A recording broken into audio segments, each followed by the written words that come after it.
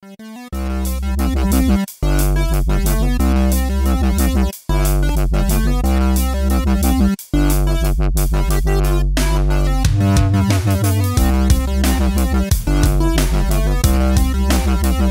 dancing, right?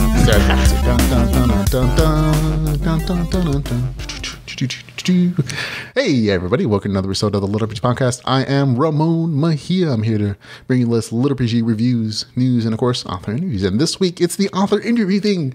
I have a wonderful special guest here for the show. He's written 3 different novels at this point, Coding Freedom 1, Coding Freedom 2, and Underworld, and he's working on Underworld 2 apparently at this point. So for you folks at home, that's a little bit of a teaser. But we're here talking about his latest release, which is Coding Freedom, The Goblin Siege, which is the second book in the Coding Freedom series. Welcome to the show, Apollo Thorne. Thank you, sir. It's a pleasure to be here.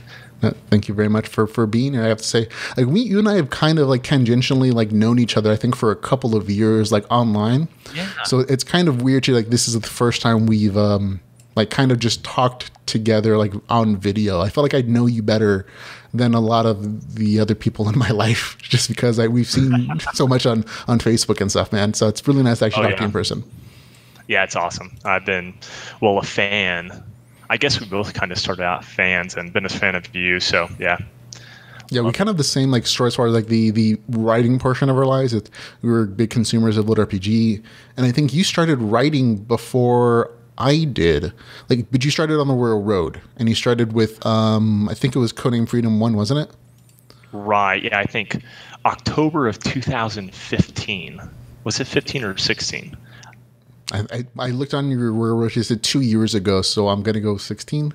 16. Yeah, that sounds good. So yeah, and then like I think I started writing very shortly after, like the rough draft of what I was writing. I think I did publish before you though. Like I published on Amazon a bit before you did though. Yeah, so it's a very interesting journey for both of us, just like as fans into writers. And I think that story is very common among like to what I consider like the best LitRPG stories. Like, we're enthusiasts, we love game mechanics, we love RPG mechanics, we love this genre, and it's that kind of pushes us into not just being consumers but creators, and that passion for the genre and for the storytelling, I think, comes through, and that's what makes other fans appreciate our work, because they can feel the enthusiasm, they can feel all the hard work we put into it, I think. Oh yeah, I completely agree. There's something about having that love, and I think both of us probably encourage almost every fan that mentions that they want to write something. Just do it. Just sit down, start doing it, because that's kind of what it's all about. Yeah, definitely. There's no gatekeepers to say you can't. It's not like those days when the only people who are going to publish are like the people with like degrees in writing, and they have to go to publishers. Now that's the only way you can do it. It's literally, you write a thing, you put it on Amazon, and people will buy it or they won't. And so a lot of the responsibility is on you, but the opportunity is there as a platform, I think, to find an audience for like even like smaller niche stories like ours. Like, we don't, like, relative to like people like Stephen King, or like the top bestseller list on like the New York Times or something, our audiences are relatively smaller, but they're still enthusiastic, and it allows for like a much tighter knit community, I think, that I love. Oh yeah. So there you go. We're already like talking about business. I should do the introduction thing first. So before we go in, we have a couple people in the chat room already saying hello. We have Did Wilmarth asking, where's the bacon? You also have Sean Callahan saying, greetings from Santiago on the wrong side of Ecuador.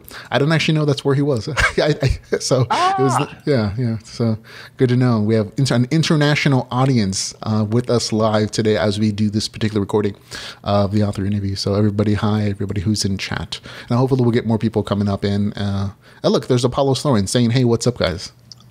Yeah, in chat. So there you go. He's in 2 places at once, ladies and gentlemen. Okay, so for the folks who don't know who you are, Apollos, I know members in the community who are on Facebook and other places recognize your name. You're a very frequent contributor to a lot of different posts and just like supporting the community.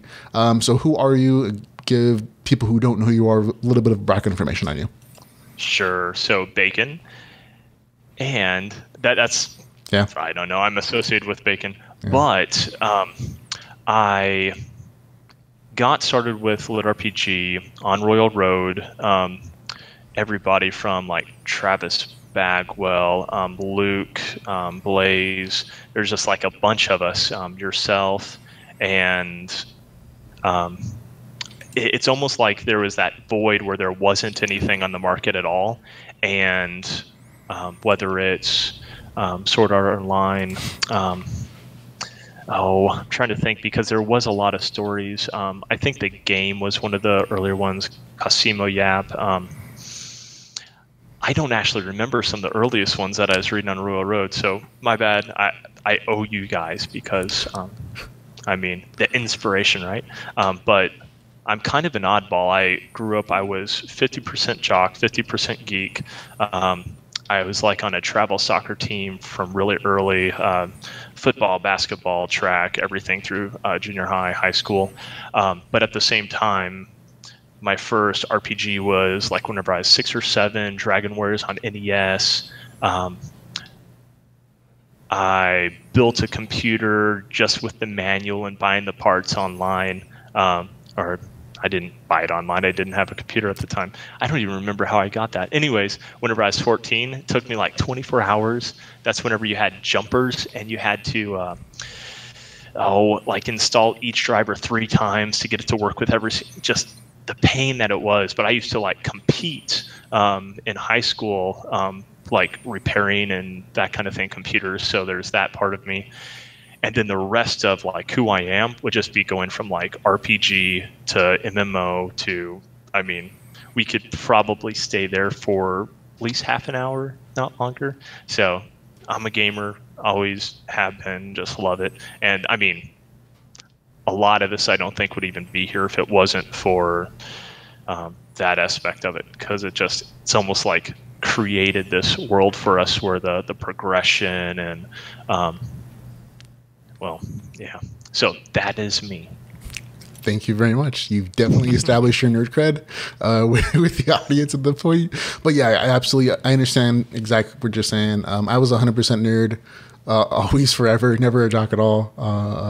I'd lose my breath walking upstairs as a teenager, so it was definitely not me. But I definitely can appreciate the bones of what you're saying, is that you grew up with RPG systems, you grew up with those video games, MMOs, and that kind of laid a foundational work of like game mechanic understanding. And I think that's the case for most of like the really good writers in our genre, is that they come from a gaming background. It's like the common writing advice is write what you know, and we know video games, we know RPGs, yes. We know those systems, even tangentially, because we've devoted literally probably thousands of hours of our lives, it's just kind of a sad thing to say out loud, to these video games and these systems just sitting in our living rooms, but it's allowed us just like this unique perspective of like understanding this culture, this gaming culture. And as we've grown older, we're also regular adults who have kids and families and whatever, and we can always appreciate the fact that we just kind of don't have time to game anymore. But these novels, these LitRPG stories that we've just discovered, and there were gems. I remember just 2 years ago, exactly what you're talking about, just like scouring Amazon for like every one release a month, and then having to go look through the internet for more because you didn't have your fix. So I absolutely get that. But like those novels kind of took the place of like, oh, I can still feel like I'm gaming. I can still have that same love of these mechanics and these wonderful adventures with these characters that are amazing. And there's like progression system where it feels like I'm becoming, as the character, more powerful. And it's just a wonderful, genre. So I can actually appreciate where your background comes from and how it attaches to writing LitRPG. Yes. See, it's great. So there you go. A couple notes in the chat room. Looks like we have Bone Tower jumped in. Thorne Bun. So there you go. Dave Wilmar says all goblins must die. He also says computer club equals legit geek status. Yeah, I agree. Computer club stuff. I think if you can build your own computer, even though now it's more expensive, you definitely have the cred to in that community in that respect. Now we're talking here about not just having a good chat, because we can do that all day long. Sure. But we're here specifically to talk about your novel. It's the codename Freedom, the Goblin. I read here somewhere. The Goblin Siege. There you go. But this is part of the largest series for the Codename Freedom series. Can you tell us a little bit about like the elevator pitch for your series for people who don't know what it is and would possibly be interested in like reading it? Sure. So we kind of talked about this, and I was thinking about that too. Almost like Dragon Ball Z meets LitRPG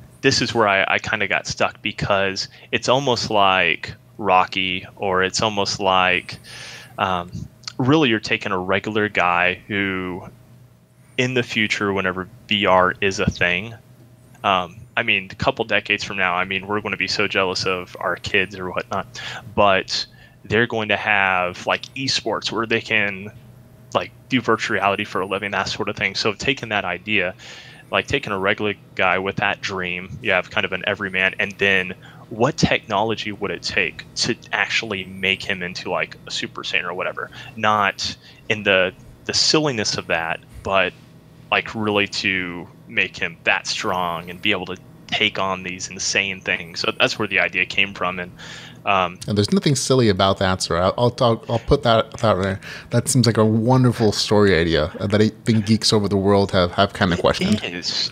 Yeah, and now, of course, I have to question, like right off the bat, like, is there going to be a hyperbolic time chamber at some point in your story? No. Oh, that's too bad. No. Yeah. But, oh man. Yeah, and I seriously consider those things. Yeah, I do too. As soon as you mentioned, like, oh, it's like when you gave me that description privately, like, oh, is the fundamental premise of this like question, and I asked myself, what would it take for technology to turn somebody into like a Super Saiyan? And like just that progressive like training and working hard, like they still have to work super hard to do it, but like that kind of like almost anime aspect of like just training super hard to beat your next opponent, and that's kind of the superpower. It's like the ability to just like train the heck out of your life, the same way that the Rocky film is doing that kind of aspect of it.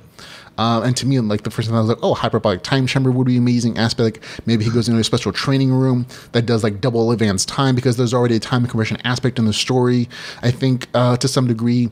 And so like, why not do like a special little training room, like just to beat like some Super Saiyan, like some Frieza like boss? I was like, so many like weird thoughts popping in my head. Yeah.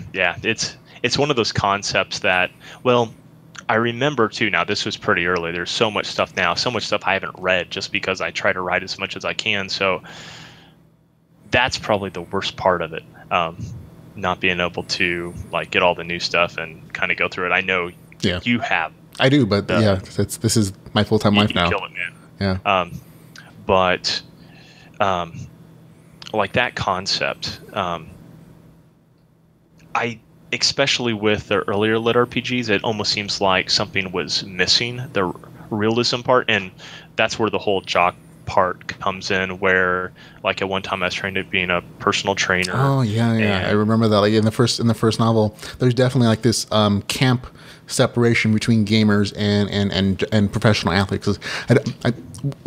Let me give like a quick like introduction to the series, just because we're going to be talking about a bunch of stuff that relates to it, and I want the audience to relate a little bit to it. So you have a lengthy novel description for book 1. Will say book 2 has like 7 lines.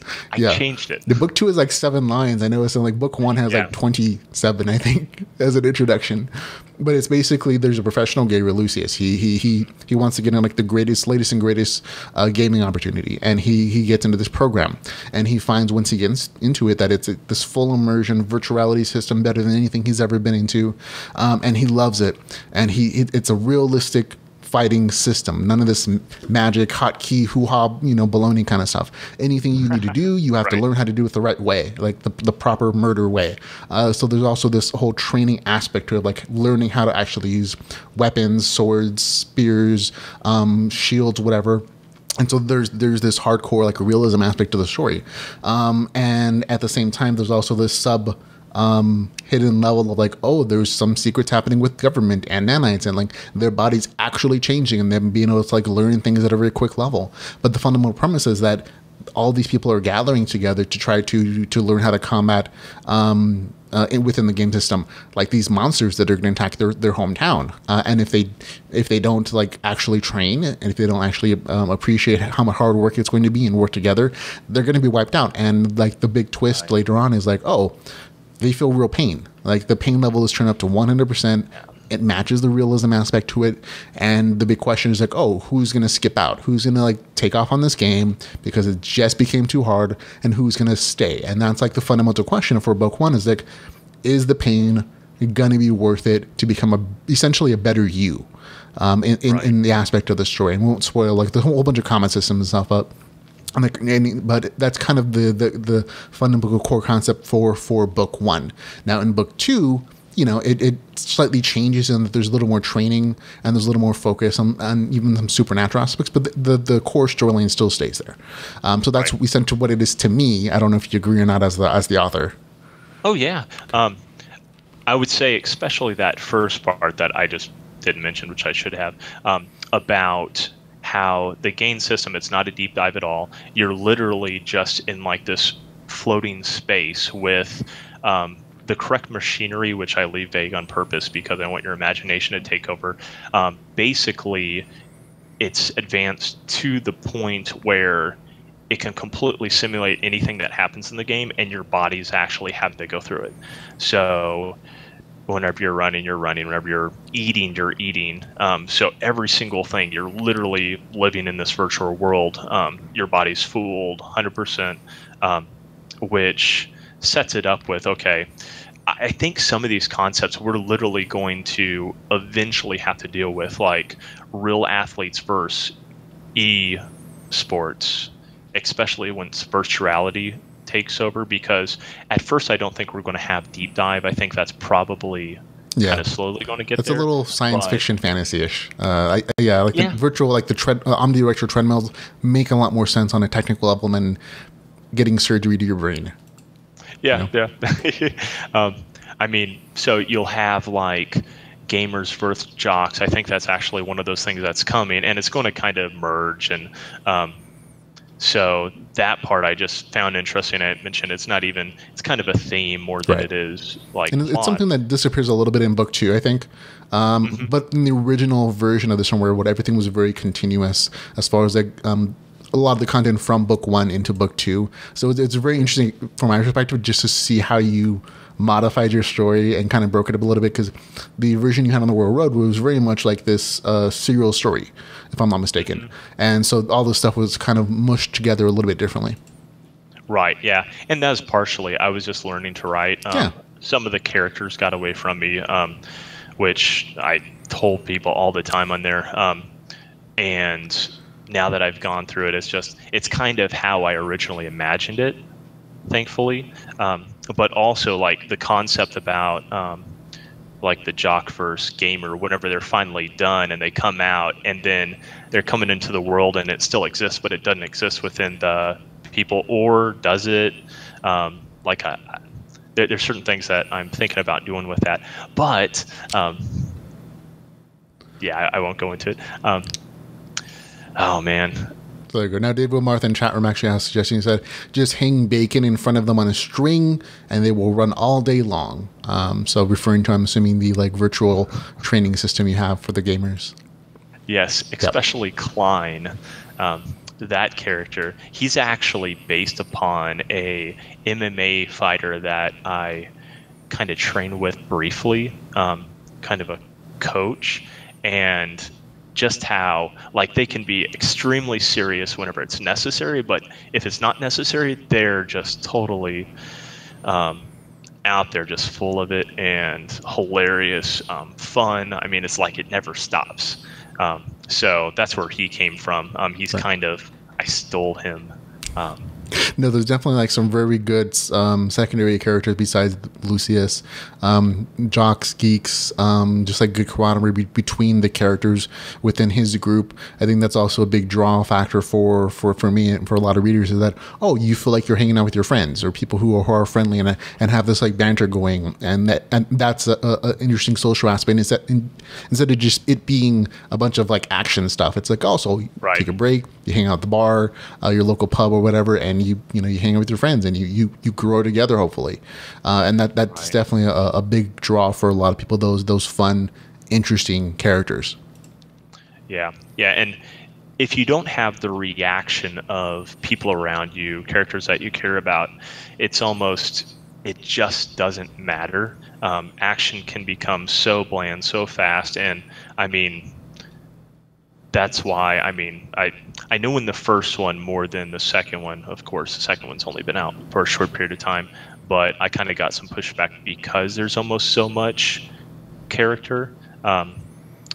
But at the same time, I mean, there's a lot of action in the first one too. So right, you're never going to please everybody. Somebody's always going to complain about something. Oh, there's too much character. No, there's too much action. No, there's too much training. Why is it in virtual reality? Who cares? It's going to be something with somebody, I guess. But as long as people are buying it, I'm like, hey, you complain all you want after you purchased and read it. Yeah, I love you too. Now, Dave in the chat room says he stole Ramon for his last book. Dave is the author of The Undying Lands.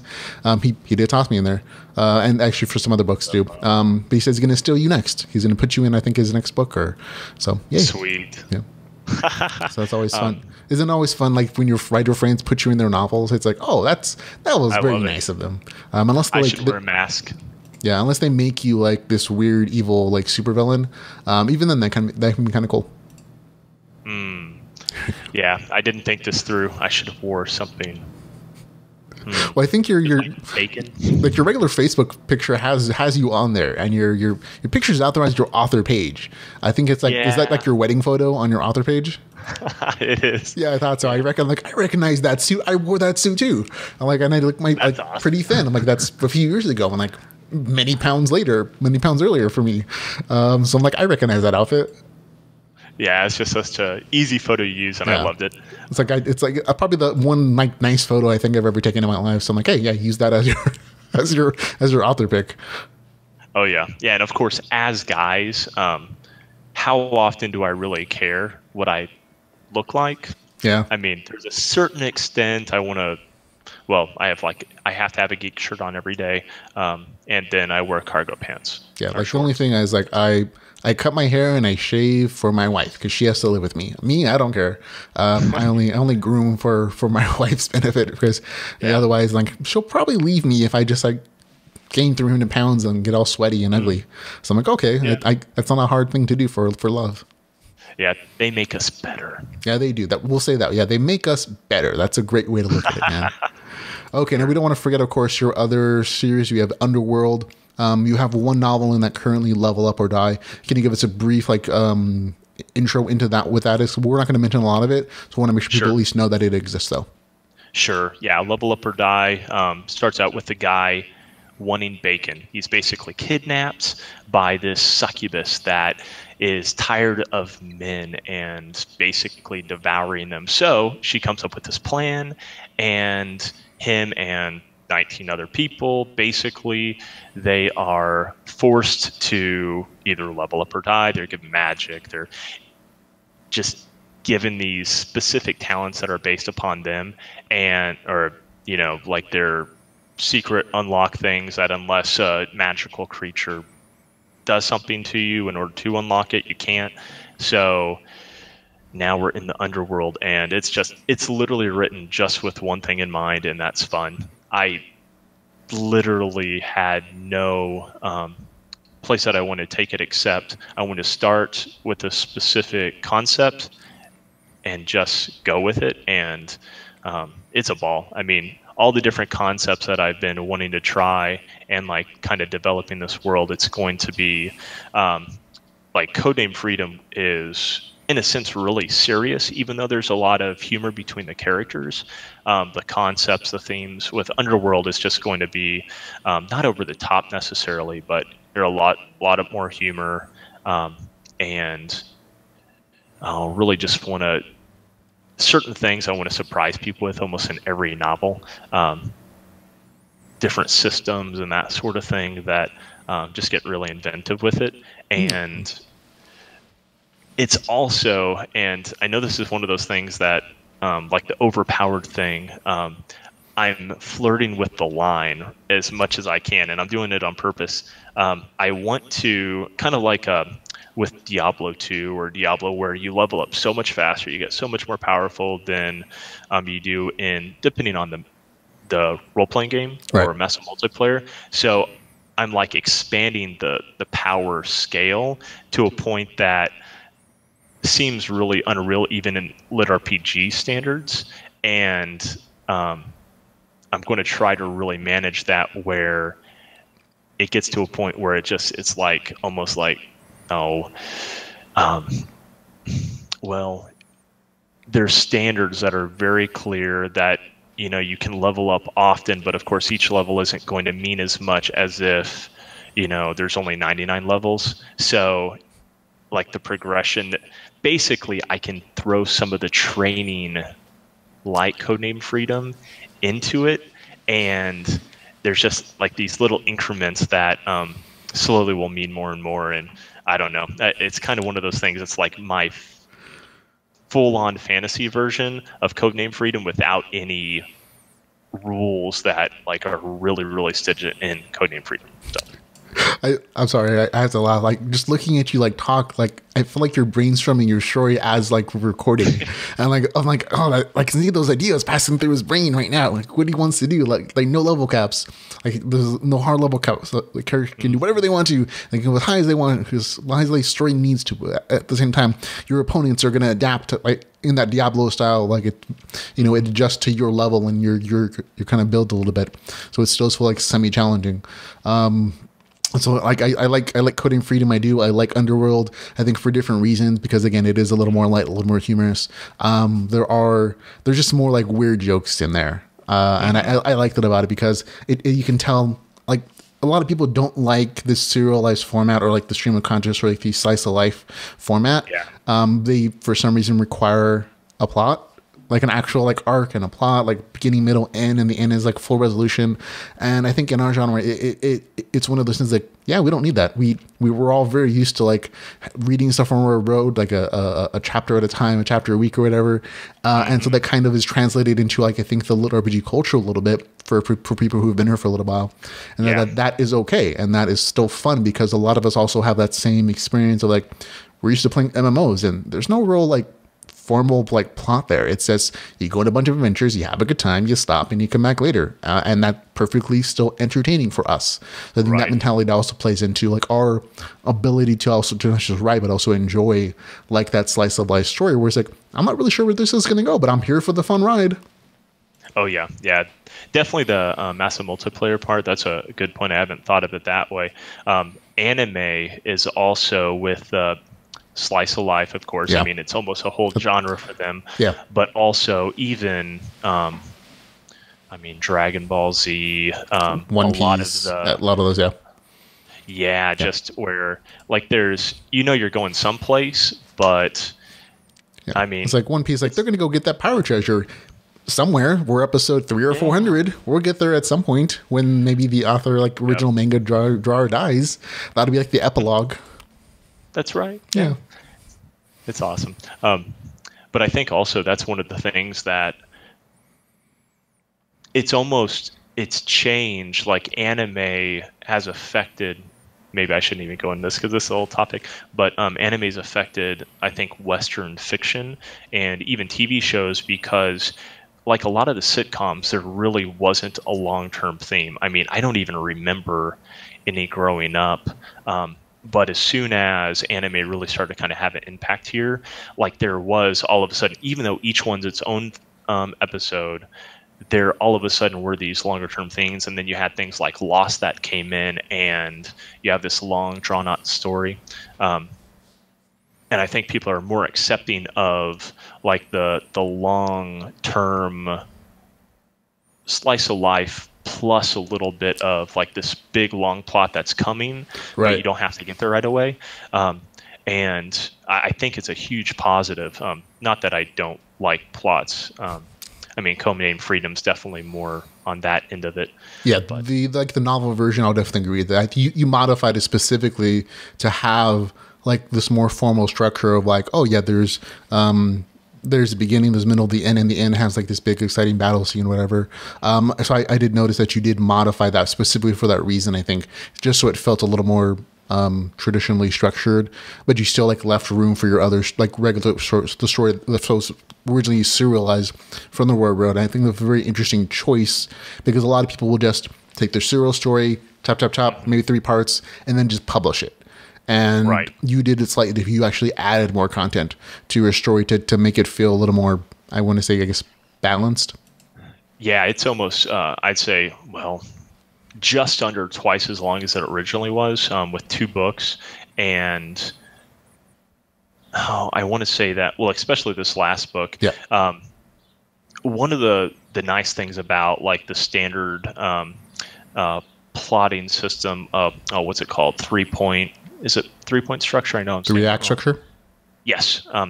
Is you get to that satisfying conclusion, and Codename Freedom, especially book 2, like all of book 1 in a sense was just so I could get to book 2, so I could get to that conclusion, because he needed to have that point. And I think like if Codename Freedom like really takes off, that kind of thing, then book 2 is what's going to do it. That was kind of always the intention, just because book 1 had to happen. There's just certain things that happened there that had to, but it's almost like the first step to book 2. So it's kind of convoluted compared to the regular 3-act format, but at the same time, that's exactly where we're going. Right. Like when I was reading, I could tell like, oh yeah, because I had read the original, like this is modified for that thing. Like he knew where he wanted to end book 1, because that training section in book 2 is just too long to add in there in book 1. That would have made it, I don't know, like 600 or 700 pages, I think, something like that. It's a really long section. In book 2, it's like 70% of the novel. And that is absolutely my favorite thing. I think a lot of comments that I've read about the story is like, they feel the same way. Like, oh, the training sequence in book 2 gives me that Rocky vibe. It's that training sequence I love, and like my boxing anime, I always compare it to like Hajime no Ippo, which is like this amazing boxing anime. And a lot of that series is just him training for every fight, learning a new skill, focusing on a particular move and like this power up sequence. And you get that in that exact same vibe and like a very detailed technical level of like not just like weight training and endurance training, but also like an actual weapons training. And I'm like, that must take a ton of research, because every time I've read that, and I've read that several times by now in the last few years, it just always stirs my imagination. Like I can see those hip turns and bringing up that shield when your arm is tired, and just like the extra step in leading your shield so that your body is always behind it, and your weight's distributed correctly, and you're coming over with your spear or under the spear to get at a different angle, and all those great things always pop up in my imagination. And I always acknowledge this, and whenever I talk about your book, and in this particular one in particular, like you were the inspiration for why my characters in Adventures in Terra used the spear and shield. And like I loved it so much, man. I was just like, that is an amazing use of those weapons, and like historically it makes total sense why they would be so useful. And I'm like, I can tell you, like even I'm writing the 3rd book in that series, and even now, the only reason that character has lived through some of these fights is because he has the range of the spear. He has the protection of the shield,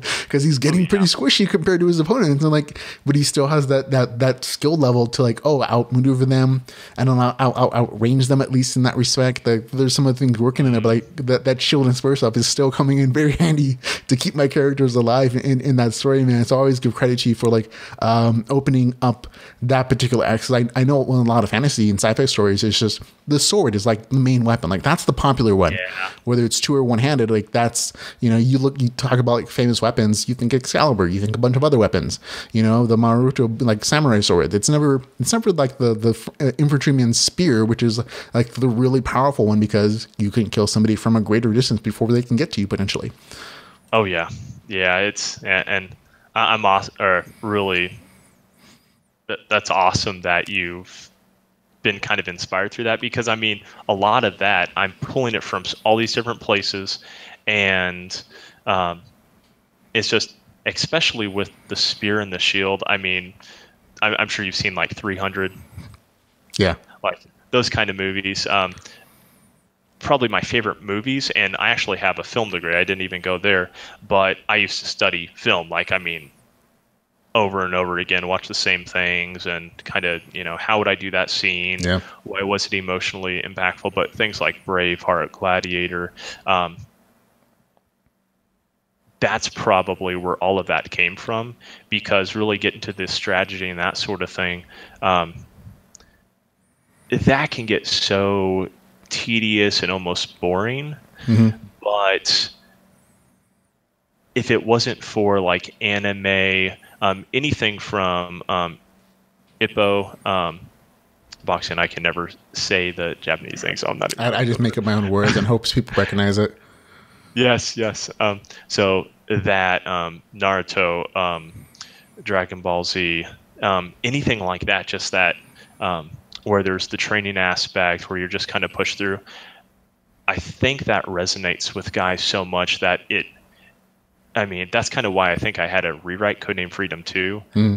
Honestly, I probably would have made more money if I just would have posted it originally, because that's like everybody, like you beat me to publishing, and everybody did. And I mean, part of it's because I have a family. It's not a race. Thing, so. It's, I know. I know exactly how you feel. I really do.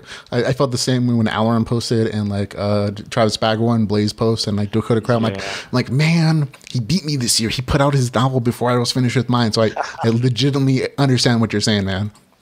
Yeah. So like, I feel like one of the old guys, but at the same time, like, you guys are my big brothers because you did it first, so I'm still learning from you and like asking questions, and I'm like spying on you online, just seeing, okay, what does he do? How has he handled this? So, I mean, thank you guys for that. Yourself, every one of you. That's been awesome, and kind of this community is insanely just amazing. We're absolutely help. I mean, I think that's one of the things I love about the LitRPG community, even in just among the writers, is like we're all very willing to help each other out, like, and explain concepts. And like a lot of us don't actually know how to write. Like, we really don't. Like, I personally, I don't. I'm not a writer. I was a math, engineering, physics kind of guy in college. I have that background, so like the mathematics of like the RPG systems, easy to do, but like the actual writing and storytelling stuff, and like that stuff, I had to like start studying novels and like writing and like act structures, and that's the only reason I know even some of those words, but it's just talking to other authors and picking their brains and seeing their experiences like in author interview format has been super educational for me on so many levels, not just like on the writing, but also on like the business side of like, oh, maybe you might want to try doing this thing, or like thinking of your economic structure this way or whatever. I'm like, and just even just like, I got an accounting because like, oh, Travis Bagwell said like, oh, I'm a tax attorney, you should probably get one of those, just a suggestion. And I was like, oh yeah, that's a good idea, man. Thanks. Because otherwise I'd probably be in trouble. And I mean, we're basically part of guilds. I mean, the gamer background, I think that's a huge part of why we're tighter than you would be in almost any other community. It's insane. Well, and that's also why there's some conflict, but that's also fun, so I won't go there. Not every family gets together. All the members don't always mesh. It's cool. That's what a family is. That's okay. We can all still love each other and respect each other, and be there for each other if we need, even if we have issues occasionally, or you want to fight with somebody. A couple nods from the chat, a couple comments. Sean Callan says, succubus bacon. I think he's saying that's all you need in life. I would say, I want to say that that's a song, like succubus and bacon. That's all you need. Go. Maybe something Beatle related. I don't know. Dave Wilmer says, in War of Eternius, evil Ramon was killed.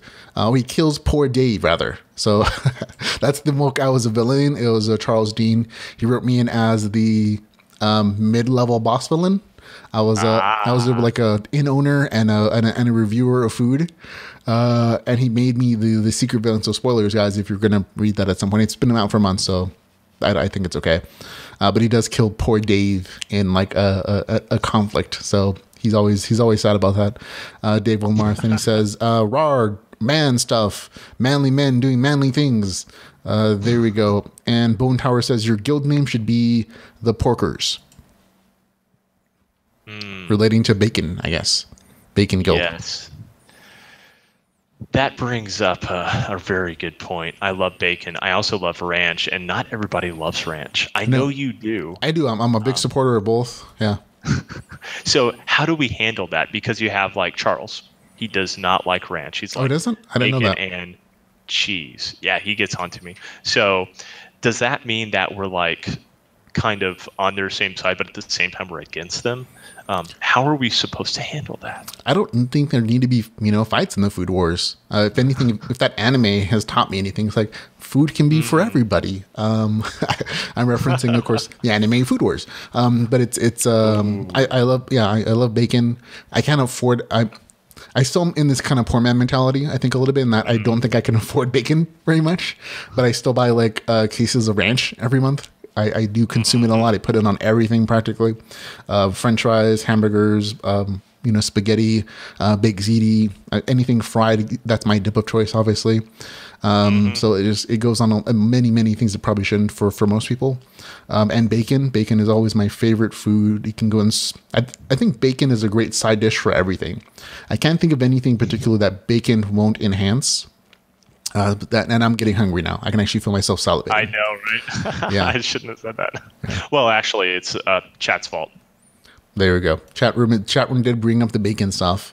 It was gonna come up anyways. It was gonna come up in audience questions. We had several for you on bacon themed profiling. So there you go. So we're going flowing a little bit from the book a little bit. I want to bring us back to that. You have a main character in book 1 of Codename Friend, in book 2, of course, same character, Lucius. Tell us a little bit about him, what makes him special, and what his superpower is. Because every LitRPG story character kind of has a little thing that makes them special. What's your character's superpower, and what's about him? Sure. So one, he kind of starts out as more of a typical lit RPG guy, but in a future setting where like loves gaming, loves VR, is in better shape than he would have been if VR didn't exist, just because he loves that and he loves the competition part. So competition plus gaming, of course, jock/geek combined. So that's partially me too. But he's not necessarily a pro. He's kind of like a semi-pro gamer. He's just getting ready to leave high school, so it's getting time sensitive, and then this opportunity comes. So what makes him special, though, is one, just if he makes a mistake, he learns from it. So he has like a humility to him that's not like on the face or in your face, where he's just like the pushover, but there's a certain, especially in the first book, that he ultimately overcomes. He just doesn't give in, even though he struggles with it, and kind of get into the introspection.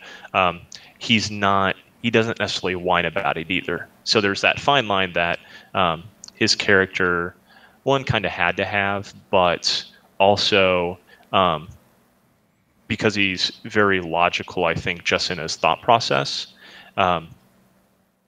you can follow what he goes through very well, and kind of, you almost know that he will likely get there. So you can depend upon, like, he's ultimately going to pull through. At the same time, though, there's, I'd say, an aspect of him that, how should I even explain it? So, well, I would kind of describe the character a little bit different. Like, he has the strategic mind of the gamer combined with the work ethic of a professional athlete and the determination to succeed despite overwhelming odds, but he also has the mental fortitude to succeed. I think that those are kind of the key aspects of his personality that allows him to transition from, especially in book 1, book 2, from just being the gamer who has a bunch of RPG knowledge into like the athlete version that he needs to be to survive in Codename Freedom, which again is very much the realistic aspect of, like, you have to train, you have to actually learn how to use weapons. Right. There's no hotkeys, there's no automatic aiming assistance. If you don't use your weapon, well, you're just going to be murdered and you're going to die and have to respawn somewhere. Quick acknowledgement from the chat room. Looks like Don Chapman has joined us. She actually is. She's in London or she's in England. It's like 3 a.m. there for her when we're recording. Wow. So she definitely was nice enough to stay up and say hello and to hang out with us. She also says bacon in the U.S. is not like bacon here in London or England, where she lives at.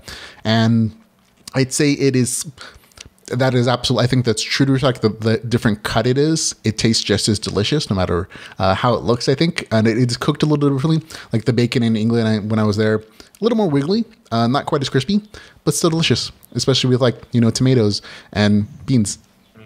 Good is stuff. Is it because of all the rain? I couldn't tell you. I think we have different respects of it, but it's still bacony goodness, even if it's not like crispy bacon. So there you go. Yeah, I'll eat it. I mean, it can be rare. I'll take my steak that way. Yeah. It can still be like wiggling a little bit. I'm fine with that. I can be like, see you later, buddy. As it go down my throat. Yes. There you go. Okay, let's see. What else we have here?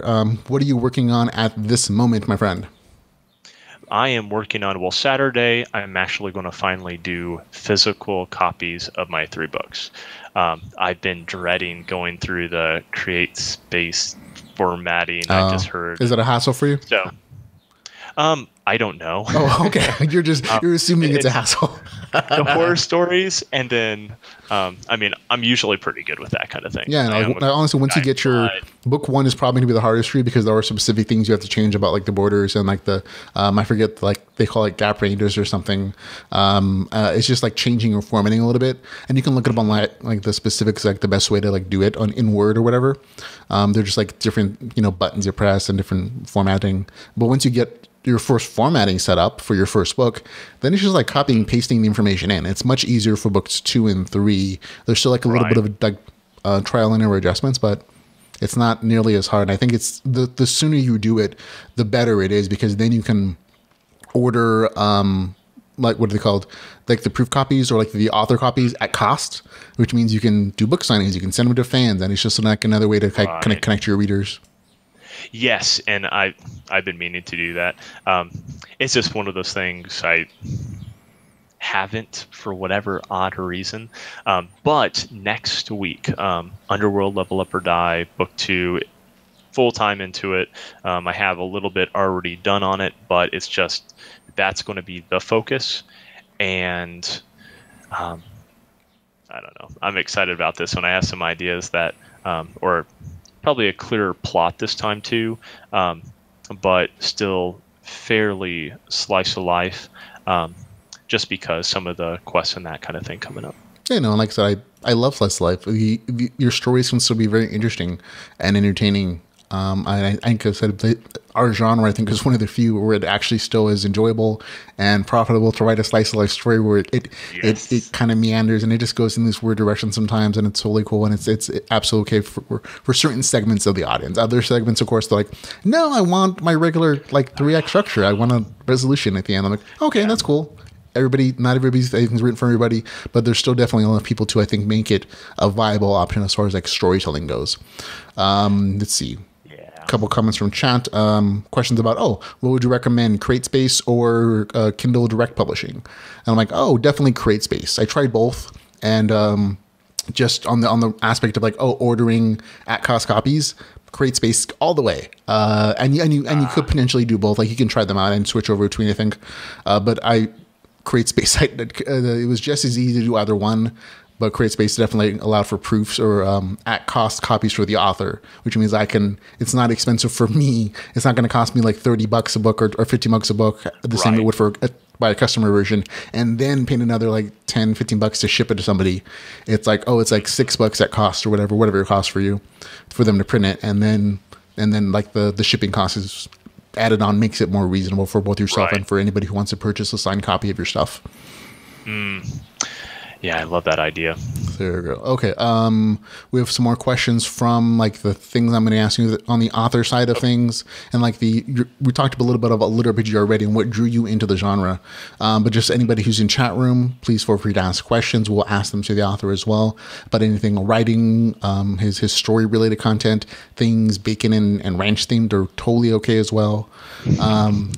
But for now, we'll talk about some of the stuff about LitRPG. Like, when did you find LitRPG, and what kind of drew you in as a reader, and what made you change into a writer? Wow. Well, I can say that I've been writing since I remember in elementary school reading or writing like a 10-page little story that I'm sure made absolutely no. Actually, I think my mom sent it to me last year or something. Anyways, I haven't sit down and read it, but I've been interested in storytelling for a long time. Now, of course, it started out sporadic, but I think if I had to credit anything, like the first thing would have been Final Fantasy VII. I was already into RPGs a little bit, but being a teenager, whenever that one came out, I remember I didn't even have the game. I went over to a friend's house multiple times the week it came out, and I was literally just watching him play. But the storytelling with the RPG elements just, I mean, I fell in love with it. Yeah. And then from then on, of course, I mean, I was already playing RPGs, and then it just really took off. MMOs, I probably played over 50 before WoW even came out. Once WoW came out, I was actually kind of dried out on them. I was just, because every single one gets kind of grindy at some point. Yeah, it really does. But back to kind of the writing part, it's hard to credit any specific one that got me into lit RPGs per se, but I would say I was even writing one before Sword Art Online, before I actually got into one. I think back in 2000 maybe, just a story idea, just from playing video games. But it was never serious. I think I got 100 pages into it, and I don't even know where the document is. But Sword Art Online, I know that had a big impact, just like, oh wait, this can possibly turn into something serious. I know there's other things, not just that, but I was reading other things at the same time. And so it was probably around Sword Art Online. I think kind of the same time that you were getting in there. Right, and as the light novel version of it before the anime came out, probably. Yeah. So one specific fiction I probably can't pinpoint. Okay, really, that's perfectly okay. I know we talked about like your journey into LitRPG, how much you loved it from the gaming side of things, and how you started getting to the real-world version of like writing first. I have a couple questions from chat that we'll ask at this point. Dave Wilmoth asks, "Are you both wearing pants?" No. No, I'm wearing shorts. Yeah, I'm wearing shorts as well. Shorts with a nice dress top because that's all you guys see. So that's as formal as I have to get, I guess. But no, I'm not. There you go. Look at him. It's Captain America television or shirt. He says that he wears a geek shirt every single day. I am kind of the same way. So I hear what you're saying. I try. I don't have as many as I want, so I can, but I try. Yeah, my wife doesn't let me buy as many as I would want. Otherwise, it'd be like the entire closet. Yeah. I think Christmas Target usually has like $5 t-shirts. And there you go. Christmas presents for life. They know what to get you. Let's see. Sean Callahan asked, have you ever played a text MMO? Yes. So MUDs. I'm trying to think if I even really got into one. Like seriously, because I've played a bunch of them. But I remember one of the first MMOs I played was really early. Nexus TK was one of the first. It's a Korean-based one, but it was one of the first that came to the United States that was graphic. Yeah. And it was at the time where a lot of the MUDs were still going.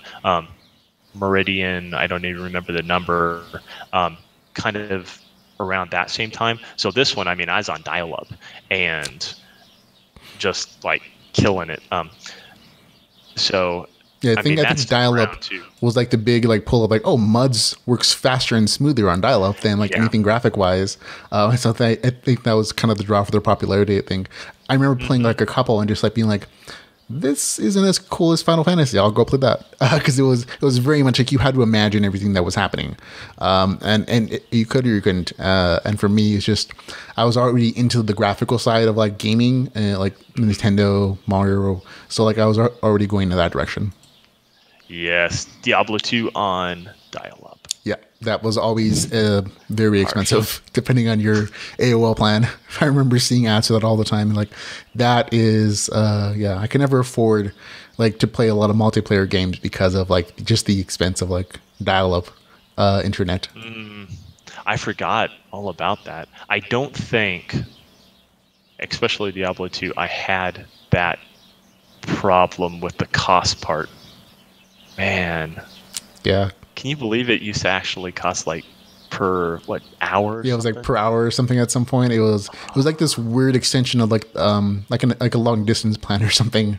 And it was like, yeah, it was almost like dial per minute. Like I felt like, oh, I'm calling into a naughty number from that I saw on television at 3 a.m. or something. Yeah. Yeah, so there goes. A lot of comments from the chat room saying dial-up, the bane of life, but all the fun.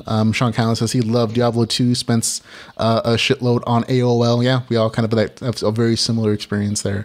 So all kinds of great stuff there. On to some of your systems. I'm kind of curious about this because a lot of LitRPG stuff has like really in-depth game mechanics.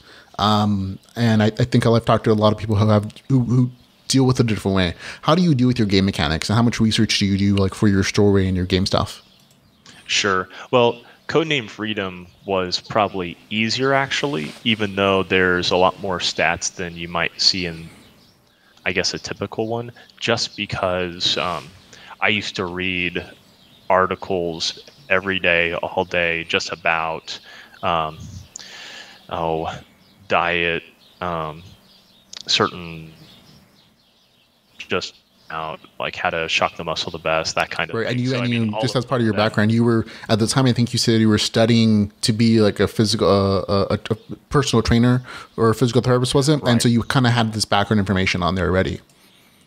Right. Yeah. I kind of got lazy in high school. So all the sports, that sort of thing, except for track, I kind of ended up quitting the last like year or something. So I didn't really take it seriously. Then whenever I got serious about it again, whenever I was still kind of young enough and whatnot, I had to have surgery on my knee. I had a meniscus tear, like 7 different micro ones, and they just trimmed it out. So had surgery. It was awesome. It was good for about 15 years, and then all of a sudden, like I have arthritis and that sort of thing. So I literally just can't do that. So instead of like getting into a sport or MMA, that kind of thing, because I was really wanting to do it, it's like, okay, maybe like law enforcement, I can still run a little bit. Then personal training kind of came up. The only reason I'm not doing that is because it takes so long to build a following. You can't really make a living, and I was married, like just getting married at the time, so it's like a big no-no. But all the information, I mean, it's still something that, because progression, whether it's in that or in a video game, I mean, one just mimics the other. Right. And there's something about it that I really love. But for the more traditional one, like Underworld, that one, I mean, yeah, I have spreadsheets, everything's in there.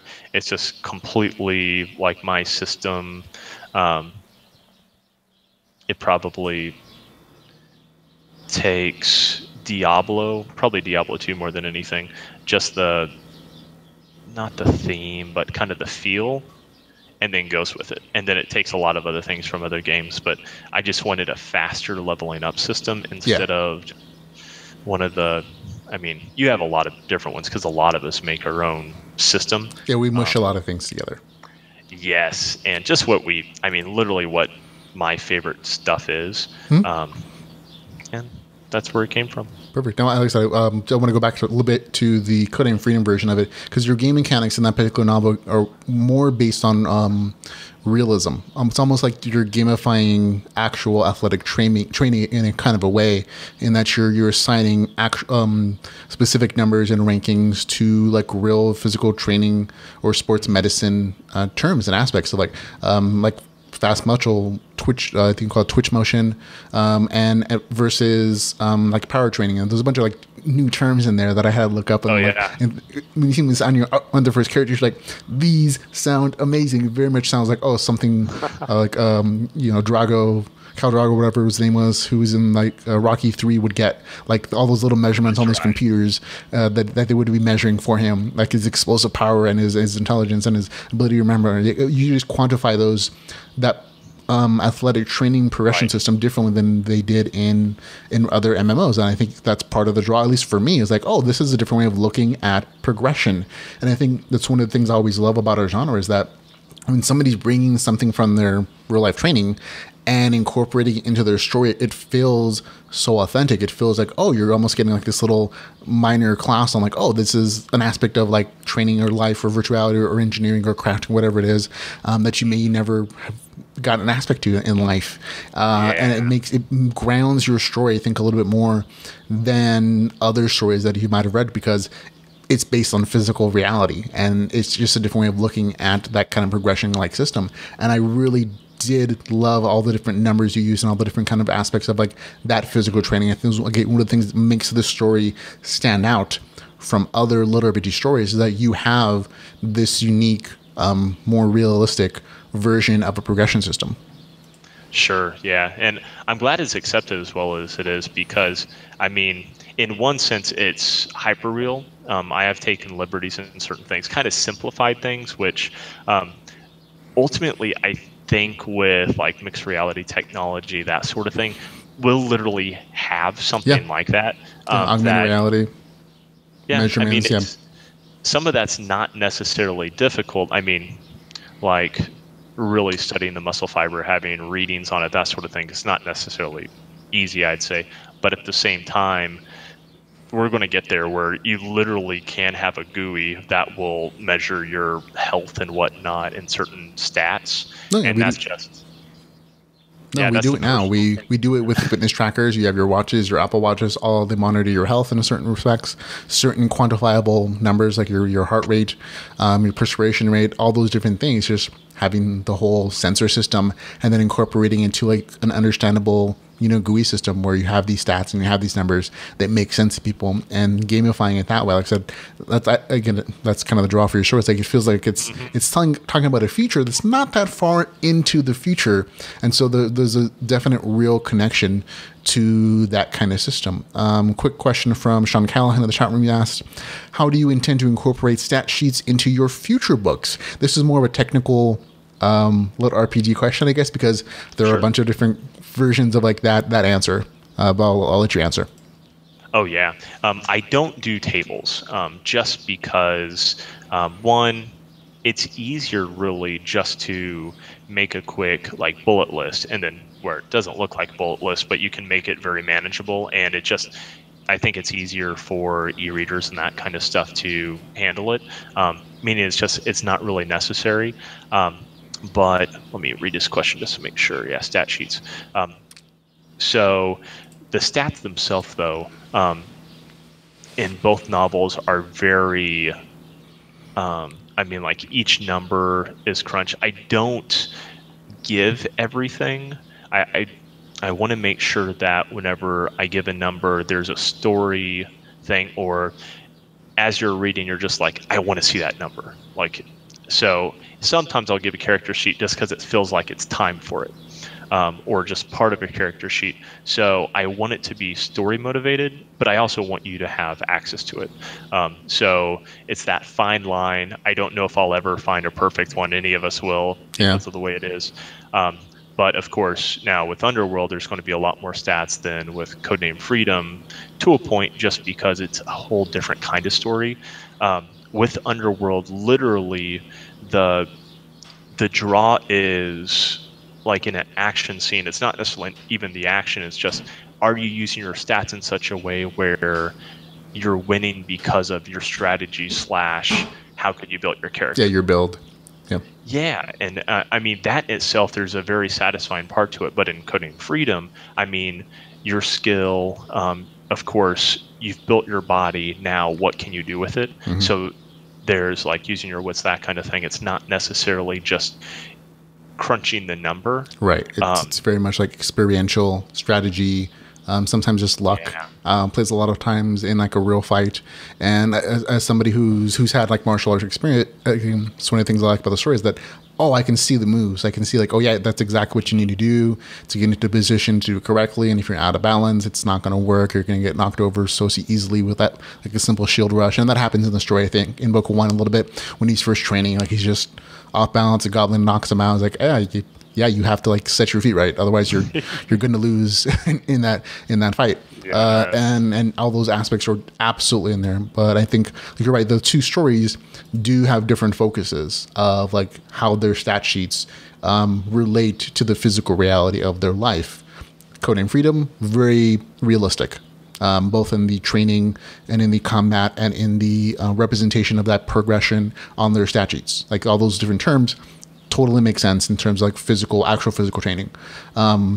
In Underworld, it's more traditional. It's more traditional, and those numbers can get super inflated if he's pumping all his like extra stat points, and it has an impact in the story. But it's still very gamified. Like his, if he has like a 200 strength, that doesn't necessarily mean he's going to be the Hulk, right? It's going to be like, he has a higher like carrying capacity. Maybe he hits harder with his weapon, but like in his everyday life, he's not Superman just because he has a high number necessarily. And the same thing with intelligence and all those other stats he has in there. And that game. That story in Underworld is a little more tactical as far as like making sure he's devoting his resources to his build a little bit better and getting the right abilities, because in that one he very much has like this blue mage kind of aspect to his character, which is super cool and very awesome. I love that part of the story. It just feels like then it becomes a matter of like almost this monster hunter aspect, like I got to find the right monster to go get these right aspects in this build, and that becomes a very cool story for at least me and a lot of other readers.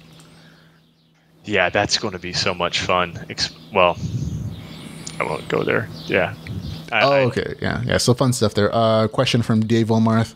Will your characters in future books have to stop and poop in the woods, or is there usual magic cork that keeps everyone poop free? I think these might be different answers depending on the book.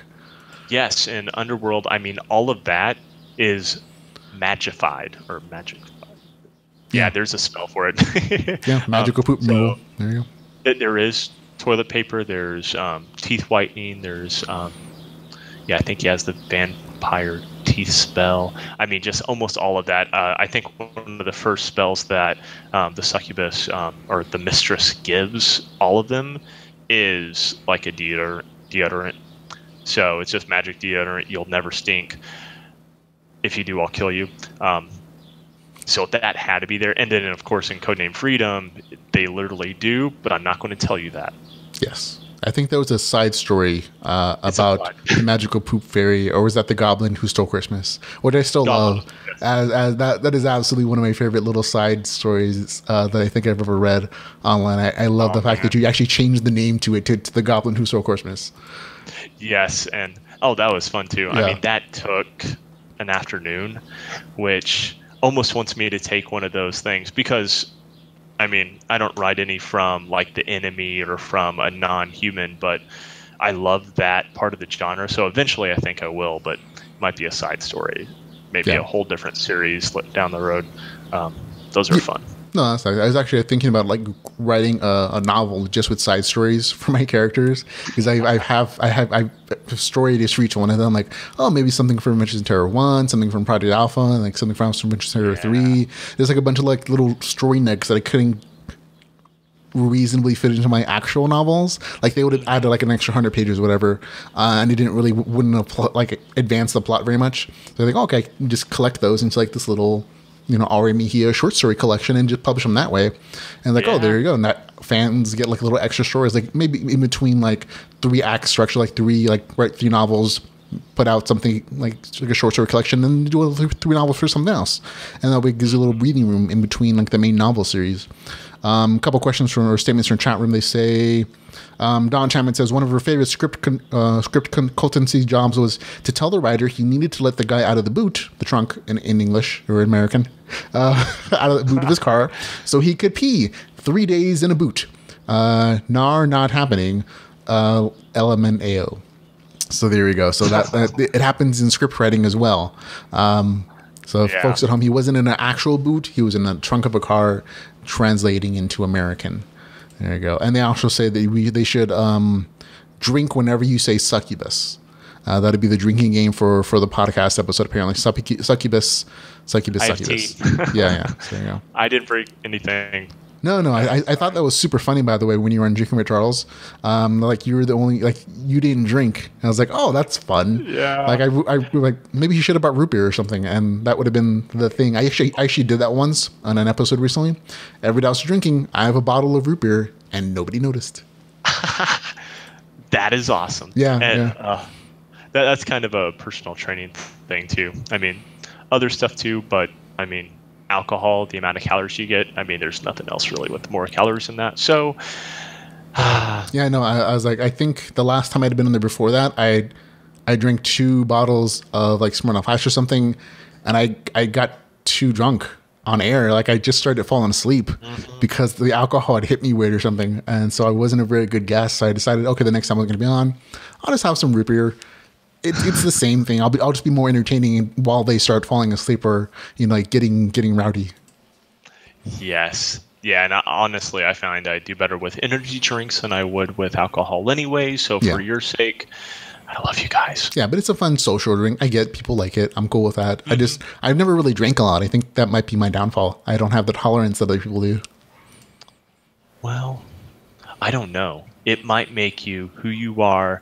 The reason why you can read 10 books a week and write, let's see, you have 3 novels out. When did you go full time? I went full time after book 2 came out, and I saw what the sales were going to be.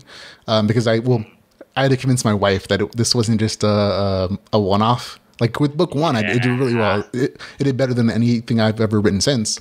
But it really did feel like you did a thing, and then maybe in 3 months you'll get paid for something, because that's how Amazon works. And so that 3-month period, even though like it was a nice check, it still felt like, oh, we won the lottery, we'll pay off some stuff, but this will be like a fun little thing with our kids or grandkids. Your grandpa used to, he wrote a thing, and like the family will talk about it like in Christmas or whatever.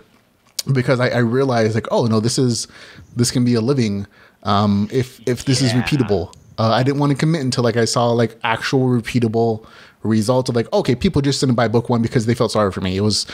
There's an actual people willing to enjoy the stories kind of thing going on with book 2. And then of course with the 3rd book, which was an entirely different series, very similar, like reader numbers and purchase numbers. So I was like, okay, yeah, this is a thing.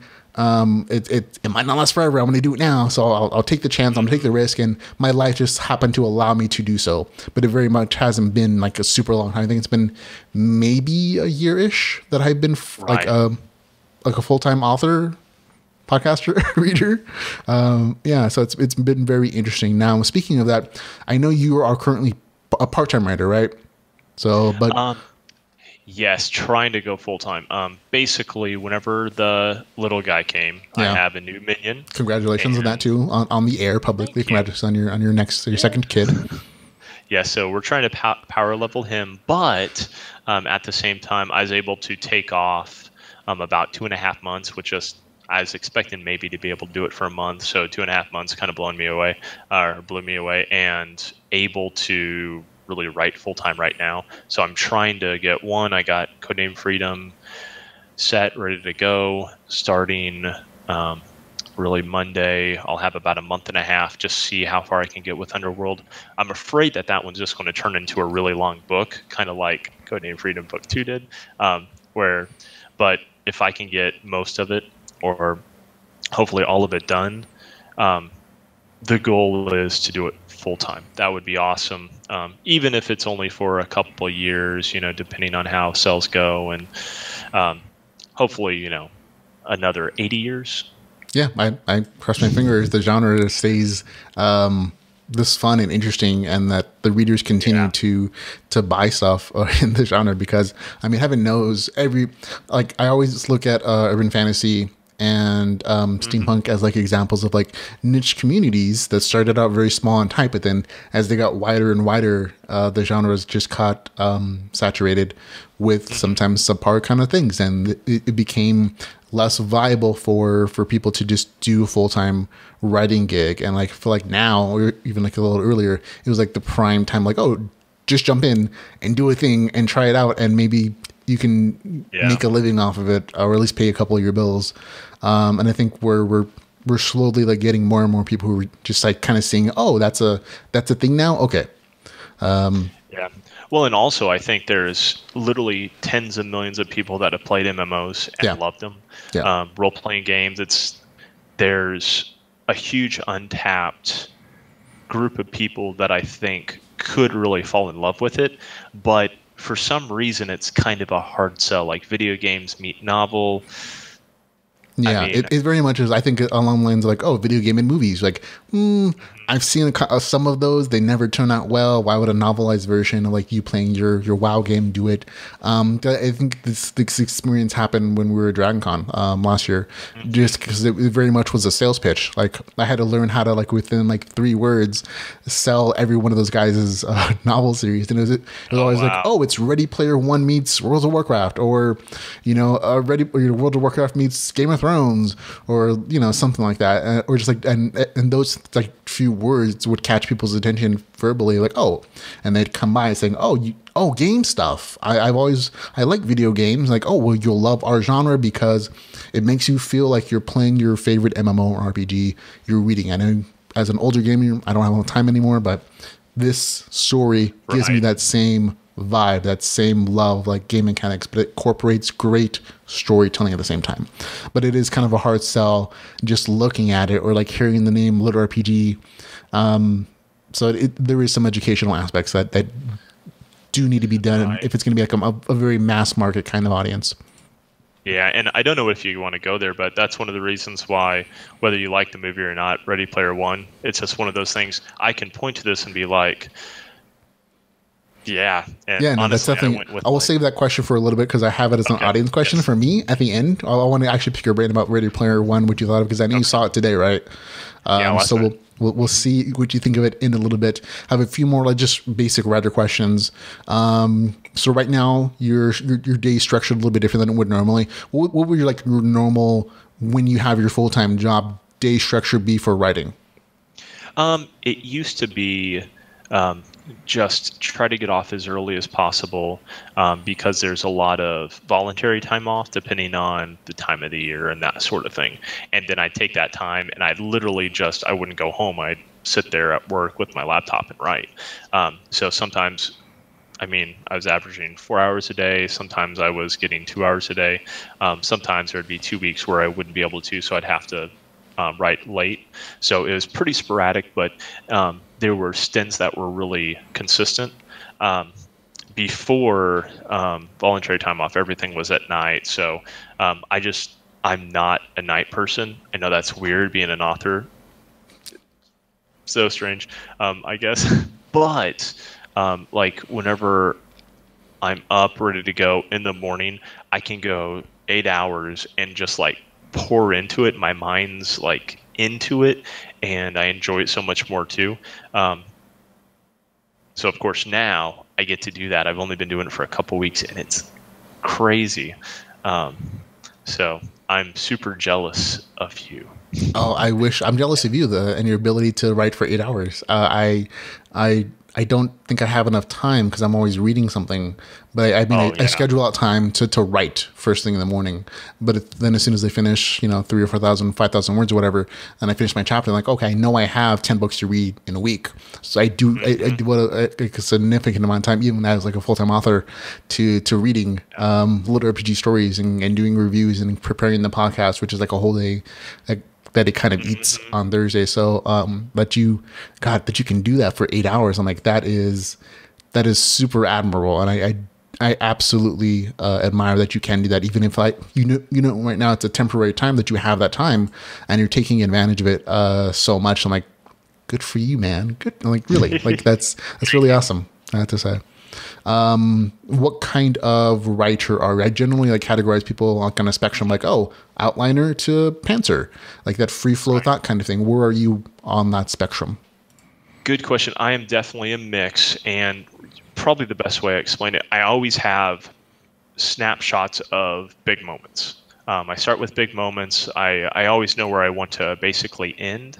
Not so much in Underworld, but I mean, there's always the big moments. There's the big scenes. I know probably 4 books from now where I'm going with both. Well, honestly, with Codename Freedom, I probably know 9 books in exactly where I want to go. But I've been working on that one for years. So big moments. So I kind of outline those. I outline the moments, and then if there's certain logical steps, I'll put those in there, and then I'll start there, and then I'll discovery write, or I'll basically pants. And then I'll kind of go back, and then that outline is so fluid. But I do the logical steps. So it's definitely I think a logical mix, though. I think a lot of us kind of do that, even if some people get more detailed with the outline. Mm-hmm. But I mean, and anyone that's interested in kind of learn more about that, Brandon Sanderson's, his lectures on YouTube are awesome. Yeah, they are. I actually really enjoy those because they explain a lot of the concepts that you may be thinking of naturally if you've been storytelling your whole life, or like watching television and reading books, mm-hmm. and can some degree probably picked up like things about the story, like pacing or like the 3-act structure subconsciously. But he definitely helps you understand specific writing concepts. It's an actual class on writing that he puts up online, and those are the lectures he uses, so that makes sense. But I would definitely recommend those for anybody who wants to improve their it's like the technical aspect of the writing stuff. Mm-hmm. Yeah, and it's not a creative writing class. I think a lot of times creative writing class, it's almost tragic that they don't just give you these logical tools. Yeah. Especially guys, we need a certain amount of structure and just tell us what we can do, and then our creativity, our imagination will take it from there. If you don't give us that, like those certain guidelines, I mean, you just tell me to go write something and I don't really know what I'm supposed to do with it. I don't know if I want to. But I mean, I don't have that problem anymore, but yeah, those are extremely helpful. And I probably mention those to someone once a week. Yeah, like definitely, I would say for some people, just starting their writing process is like the hardest. Like once you start typing, even if it's just like a bunch of junk, or like just like this word opening, the rest of it kind of comes as your like brain focuses on like what you're trying to describe, and your fingers hit the key, or your hand on the pen or paper, whatever it is. A couple of comments from chat room. Don Chapman says, Scrivener and Aeon timeline for a long series, best thing you ever do, Apollos. I only know what one of those words are, Scrivener. I use that program as well. I don't know what an Aeon timeline is, if it's a program or like a writing technique. We'll have to look it up, because you look as confused as I am. Dave Walmart says he started with an outline, and then his character Brick used part of it as toilet paper, and then Fimble burned the rest. So, I believe him. Yeah, I do too. Oh man. So good stuff. Thank you, by the way, Don. I've been wanting to go to Scrivener, but I'll probably really get into it if I can go full time. So I'm scrambling to get as much time writing as possible, and then if I get there, then we're good. Oh, okay. So she explained in the chat, it works at Scrivener. It's a fully integrated timeline to help plot. Oh, I just use Excel for that. I'll have like a full on like page for timeline stuff, and hopefully but maybe it helps people like organize their thoughts and like the stream of like, oh, this is the time for the book, this is the days and the months, and so here are the plot lines. I can see the working. I think I might have heard of it before. I don't think I've ever used it though. And Scrivener is a great tool. I don't probably use it to its full effect personally, but it's a nice tool. Sure. Let's see. Okay, a few more writing questions. What's the hardest and the easiest thing about writing for you? Hardest. Whenever I've been gone from doing it for a while, or gone from a certain story, to get back into the characters and just the flow. I don't like being away from it, just because I do love writing. So I don't like that feeling, because you don't feel like whenever you're really in it, whenever you're writing and you're just doing what you're supposed to be doing, it's almost like you're just sitting there experiencing the story as it goes, and somehow it ends up on the computer. So really just that lack of, or being away from the story, which is kind of hard because I do 2 series, but I do that on purpose too, just because I have a silly one and then I have a really serious one, and it keeps me sane. Right. So try to do that on purpose. So that's easily the hardest part. The easiest thing though is kind of coming up with new ideas, which, I mean, especially if I had the ability to write as fast as I, could to get everything out. I mean, I have a vampire series that I already have like the first book written from years ago that I'm not sure, because of course the training aspect, I have some very interesting thoughts on that I think will have to be done one of these days. The zombie series, all of those different geek things. I almost have a different one for each one. And I mean, each one's like there's that uniqueness between Codename Freedom and then Underworld. They're just completely different. And I think each one of those are literally just that different. So that's the easy part, like coming up with this stuff. Yeah. Okay, those are good answers, man. I know it's late for you, and I know you've had like 3 hours sleep with the baby and everything. So I'm used to this. Yeah. So like, it's okay. You can finish questions. It's fine. Yeah. Writer's block. Any tips for? Have you ever had writer's block? What have you done about it if you have? I don't really struggle with that too much. Now, there's sometimes that I just don't want to write, which I don't consider the same thing at all. But that's because if I'm too tired, kind of like I was mentioning before, if I'm just not getting a lot of sleep, which of course I'm not, and it's late, like I wouldn't probably be able to try to sit down and write right now. Well, I could right now, but I know about 11:30, I'll just hit a wall. Right. It's just like your brain stops working. You find yourself staring at the computer for like the last half hour. Yeah. Yeah, or of course, and I know all of us writers struggle with this, you start to think about a different book or a different series, and you're like, I have to get something about that scene down, and I'm trying to do this other thing. So you basically have to go outline something or put something down. I have a whole special like different document that has like different story ideas, like just a bunch. Like, oh, this is a great idea for this other series that I can't put in here. But like this sounds really. I knew exactly what you mean, man. Yeah, if you're emotionally like connected to something at the moment, I think it's important not to lose that too, just because. Yeah, if you're connected, usually the readers will be more connected. And hopefully as well. Yeah, for me, it's never been writer's block as much as been like writer's not motivation. Especially at the end of a novel, like that last like 20% of it, I always feel like I'm like so tired of writing. Do I have to finish this? Like, you have bills to pay. Yes, you do. And that's always like the motivation. Like you're a full-time writer. This is your job now, man. You can't just give up because it's not coming together and being interesting. So a lot of recently is like finishing a book 3 Adventures in Heroes, I've been making the story interesting enough for me to write. In addition, because my original outline has a section, right? And I wrote the beginning of the novel, but going through it, it's like when I finally get there, I'm like, this doesn't feel as interesting anymore. So I've had to like change it a couple of times, or like make it more interesting, or like change the game mechanics so that it still feels fun and fresh.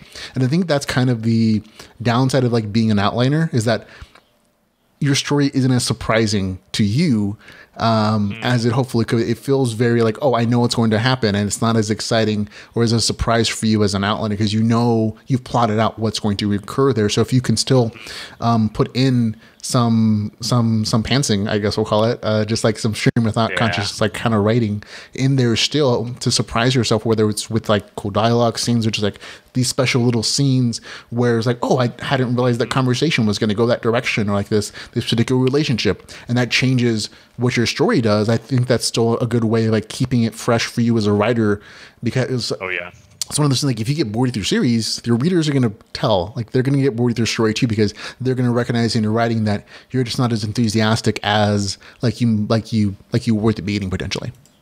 Oh yeah. Well, and I think part of at least for me, a lot of times the book will kind of write itself, and I just have to make sure that I do the work, that if I see plot holes, that kind of stuff, that, a lot of times you'll even know what you really need to do to fix things. And I think that's where one of the big distinctions, and this isn't just me, this is just like looking at the genre since it's so young. One of the big differences between successful books and non-successful is one person just does the work, not necessarily on the editing side either, more on the story side. I mean, editing's definitely really, really closely related though. And one person doesn't. They kind of throw up their rough draft, and it might still be kind of entertaining, which some of those, I mean... Yeah, they can be in their own direction, yeah. But I always encourage everyone, just do the work, because if you don't, I mean, one, you're kind of leaving money on the table. But, I mean, you're just not doing what you're putting all this effort into justice. I will throw out just kind of a side note. I hate editing. I think it's a general feeling of like most writers at some point. Like I edited my first book myself, and it was just such a pain in the butt, like to go over it 7 times and use different programs, like using I forget what I use anymore, but like a bunch of different programs, the regular one for Word, and then one in Google Docs, and then like some other stuff like these, like the other professional like editing tools. I forget their names of it anymore, but like. I just pay somebody. I'm like, I'm more than happy to give somebody money to not have to do that myself. That just gives you so much more time to write yourself than like to focus on like grammar and spelling and maybe even like some plot points like for developmental editing, but still getting the words on the page is like the author's job of like setting up that story. That to me is not just more freeing for your mind, but it's also like more profitable long term. Like speaking with other authors, like especially like Michael Scott Earl or Michael Chatfield, like they put out like 12 books a year. And the only way they can do it is by having this system set up where they'll write their novel in 2 weeks. They'll send it off to beta editors and alpha editors like another 2 weeks, and then regular editors. And then by like that like 5th or 6th week, that thing's ready to go. Like their artwork's set. The second editing has been done. It's sitting on the table. So like every 6 weeks or whatever, like the new novel's ready to come at the same time. Like the second and the third book are already in those second and third phases of that editing process. And like that's an amazing thing if you can get it down. Yeah, they're an inspiration. And shout out to beta testers. I mean, I think our genre has some of the best. I mean, they're gamers, they love it. And like on my shout out page in the books, you guys are awesome. Yeah. Ramon, you and I probably even use some of the same ones. Yeah, I mean, Jay Taylor and the crew. Lots of the really good folks. A few comments in the chat. It says, Sean Callan says, I've heard you should stop writing when you're on a high. I'm assuming a writing high, not just like a high. It keeps momentum and energy. You come back the next day on a roll. Dave Warmar says, Pantser, I generally write pants free. That's cool, man. Thank you for that little insight into your writing schedule. Don Chapman says 5 a.m. to 9 p.m. some days, 6K goal, but more if possible. Some days 10K plus. I can push, but it does mean a slow day after. Ha ha ha ha. 10K plus is you are insane. So there you go. I can't write 10K either.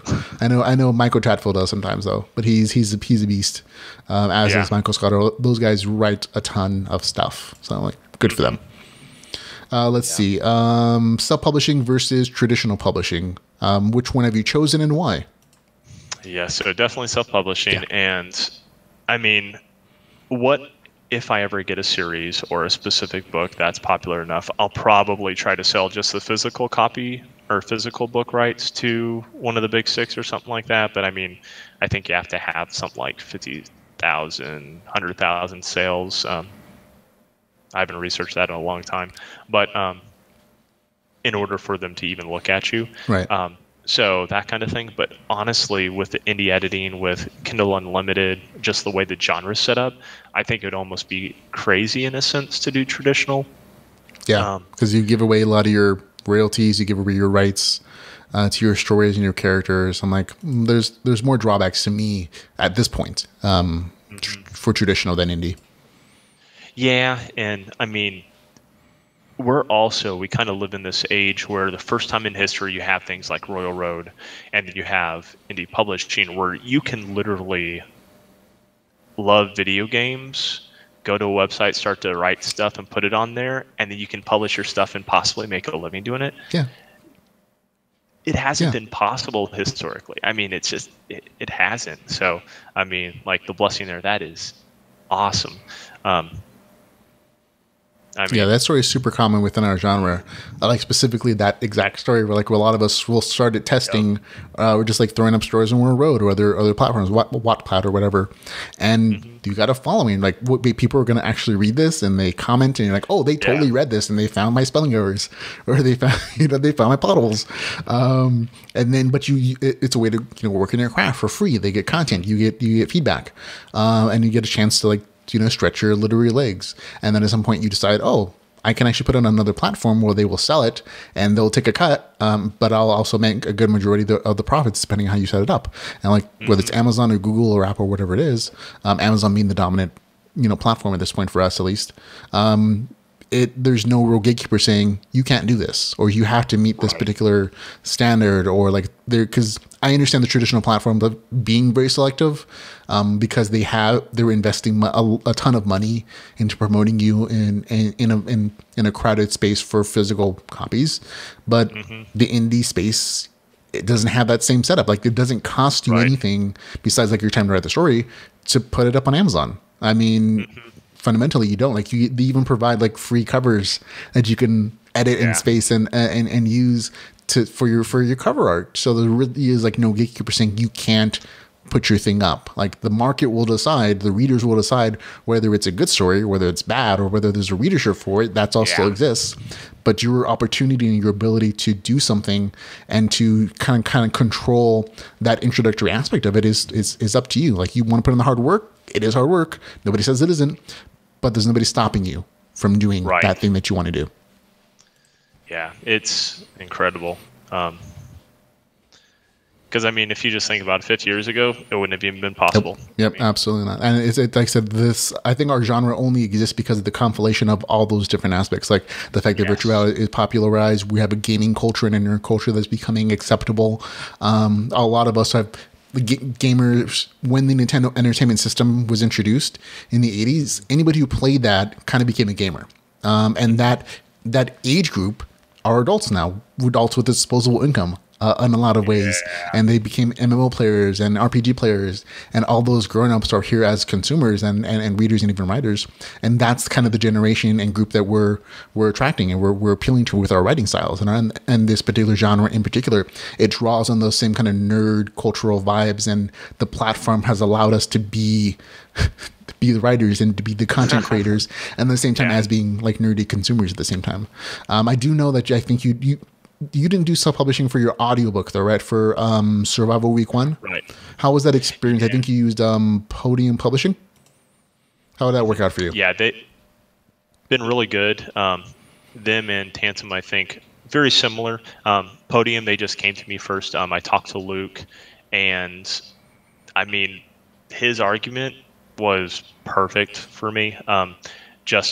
They're going to do all the work. I don't have to get involved. I can spend my time writing, which that in itself, since I've struggled, finding hours here and there, it was perfect for me. I mean, in the future, new series, I've signed both Underworld, which is probably coming out fairly soon, I think in May or something, and then Codename Freedom. So, for probably the next couple of years, I'm going to use them for everything. I may try like Jeff in the future for something because I love his work. Yeah. But it just, that part makes it so much easier. I mean, that's the thing with traditional publishing. If you can find it, there is that easy aspect to it where they do certain things that you just they do everything.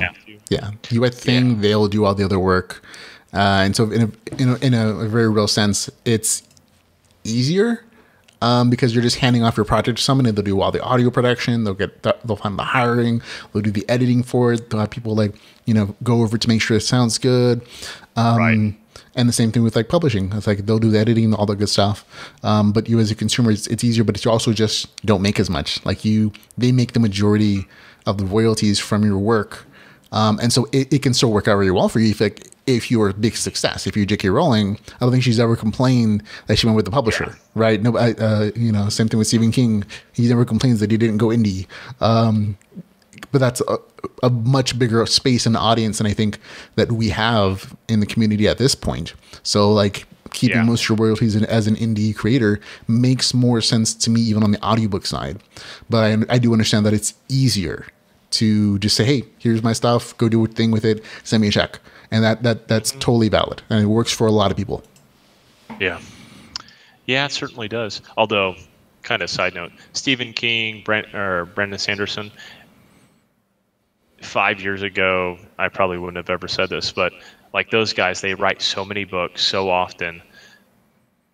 Would they be able to make as much money indie publishing as they do traditional publishing? I don't think it's there yet, but it's getting to the point where, I mean, because you have a Brandon Sanderson that doesn't publish like a Michael Scott Earl, but I mean, he's one of those insane writers. He goes and he goes and he goes. I think they could. I mean, honestly, I think they have enough of a following just on their name recognition alone that if they decided to, I think they've already established their own publishing company, but it'd be kind of the same thing, like organizing your own editors and whatever. I think they could be really super. I think they would probably make more money. It would be more work for them. Obviously, just the same way it would be more work for us. They'd be starting their own business essentially. But I actually believe that they could do it as indie publishers and they would make more money than they do as, handing it off to somebody and just like focusing on the writing stuff.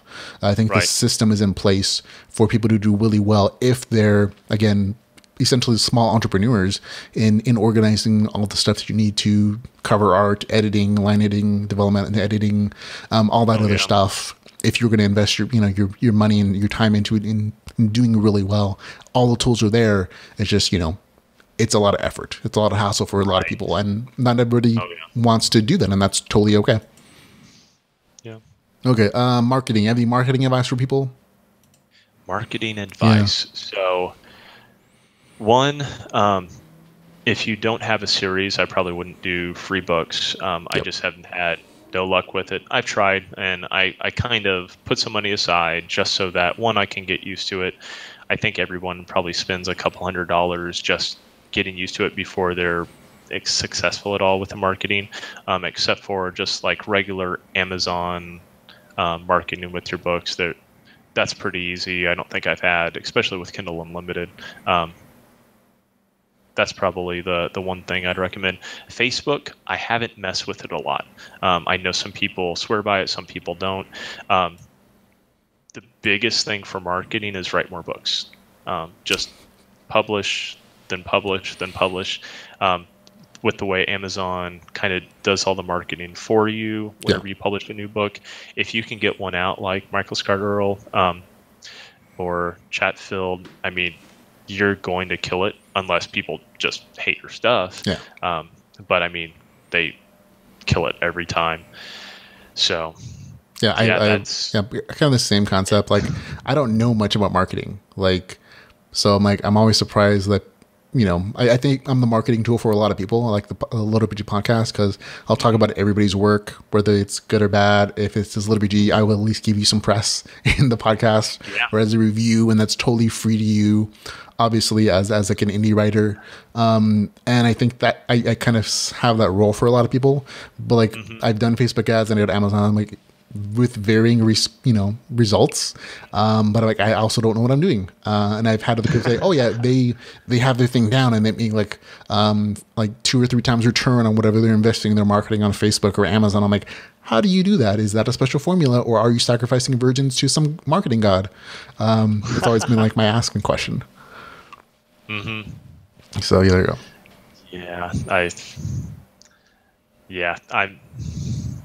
I don't know. Yeah, see, I don't know. We don't, either one of us really know. And Don Chapman says her advice is to 100% write more. She says you can go ask her privately if you actually want like actual advice with, if you need a hand with keywords, etc. Shout me. It really works. I feel like that's almost like an ad, but I know she's being like super nice and generous. She's a very nice lady. She's awesome. Yeah, she is. Okay, on to some questions from the audience. Dun, dun, dun. I'll add in pictures later. Yeah. Okay, questions from the audience. We only have a couple because we kind of did this at the last minute. I think you gathered most of these questions actually. So if there's anybody in chat room who actually has questions of any kind, put them in now. We have some here, but we also always want more for him or even for me. I think Apollo said he actually had questions for me at some point, so we'll get to both of those. Yes. We'll start with Cameron C. He asks, he's curious about what else you do besides writing. He says his first question is, what led you to start your writing? And we'll start with that first. What led you to start your writing? Sure. Of course, kind of went through it already. I guess I've even answered it because I knew it was coming, so I probably failed in that. I should have saved some.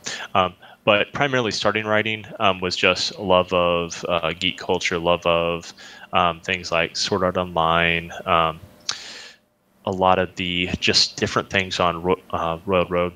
That website has, I think, almost like spawned this. I don't know if they're fully responsible, but I'd give them like 80%. There's so many people that read over there and kind of, really got started on. Yeah, I definitely say it's a good place that people kind of cut their teeth on like writing in general, because it's a free platform. People read, and people are okay with like crappy work. I'll say it that way, because it's a learning process for everybody. Nobody becomes even a decent or halfway decent writer without like failing and like like doing bad first. Like nobody grows without like change and failure. Oh yeah, but also I've wanted to write for a long time. Yeah. I've wrote for a long time. I have a film degree, and kind of where I really got serious or more serious with writing was with screenplays. Not like Don. I mean, I've only written a couple, but after I wrote like screenplays in the class where we had to, I went through a couple, storyboarded some things, and then I'm just like, I've written a lot in the past. I'm just going to go novel, and ended up going into that. But just that love for storytelling with movies, 3-act format, know really well, just because that's everything is based upon that. And then taking anime and how they don't use it at all, or they like mix up the aspects. Right. I love those kind of things. And what happens to the characters. And so basically, I think ultimately I was going to end up writing anyways. It's been like in a way that I never expected. I never expected. It's always surprising when people were like, you wrote a thing and they read it. I think that the experience of a lot of writers in our community, they just had a story, they put it out there, whether it's good or bad, or like on a technical level, but people read it and they're like really surprised. And so they keep working at it because they get that positive reinforcement saying, oh, we like your story. Even if your writing kind of sucks, please keep going. And that's especially the case on Royal Road, where there's a really large, I'm going to say encouraging community, but it's also a very critical community, which is helpful for writers in a lot of ways, because people are willing to point out and say that sucks or that isn't correct. But they'll also add suggestions saying, maybe try it this way, or maybe it should be written this way, and try how that sounds to you. And so it's a really good free learning opportunity in a lot of ways. I think it's what a lot of us did, but the community as a whole is like, oh yeah, very welcoming, like new people. And like maybe their technical writing skills aren't amazing, but their stories are just so compelling, or their game mechanics are so fresh and new. And I think that we're a very unique community in that respect, and that we're willing to accept like less than stellar and perfect writing skills in exchange for like amazing stories that we just want to like dive into for like 20 books. Mm-hmm. Perfect. Okay. Next question before I get too off of base. He asks, is there some kind of specific background that comes out in your writing extremely well? Yeah, and I think with the rest of this question, I think he really was pinpointing like the training aspect and everything with Codename Freedom Book 2, and the bodybuilding type thing, or the personal training. honestly, I don't know if I ever would have got into that as much as I did if it wasn't for role-playing games, believe it or not, because of the progression and my love for like those systems. I remember, as a teenager, my friend and I would go see like 3 movies a day, and we'd take like the magic systems or kind of like what was in the movie, and then we're taking the video games, we're taking the movies, and we just talk about like basically making a video game all day. Right. And I'm sure that's a huge aspect of it. But if it wasn't for that physical side, the training part, just all the different sports and stuff I played, it wouldn't be possible, because literally you can take a lot of the principles in Codename Freedom, really 1 and 2, and make a workout routine, kind of take certain principles with I thought about it for like half of a second, like maybe I should train like this guy. Then I'm realizing this is real life. I'm gonna die. Well, and I mean, there are certain liberties that I took, especially with the extent.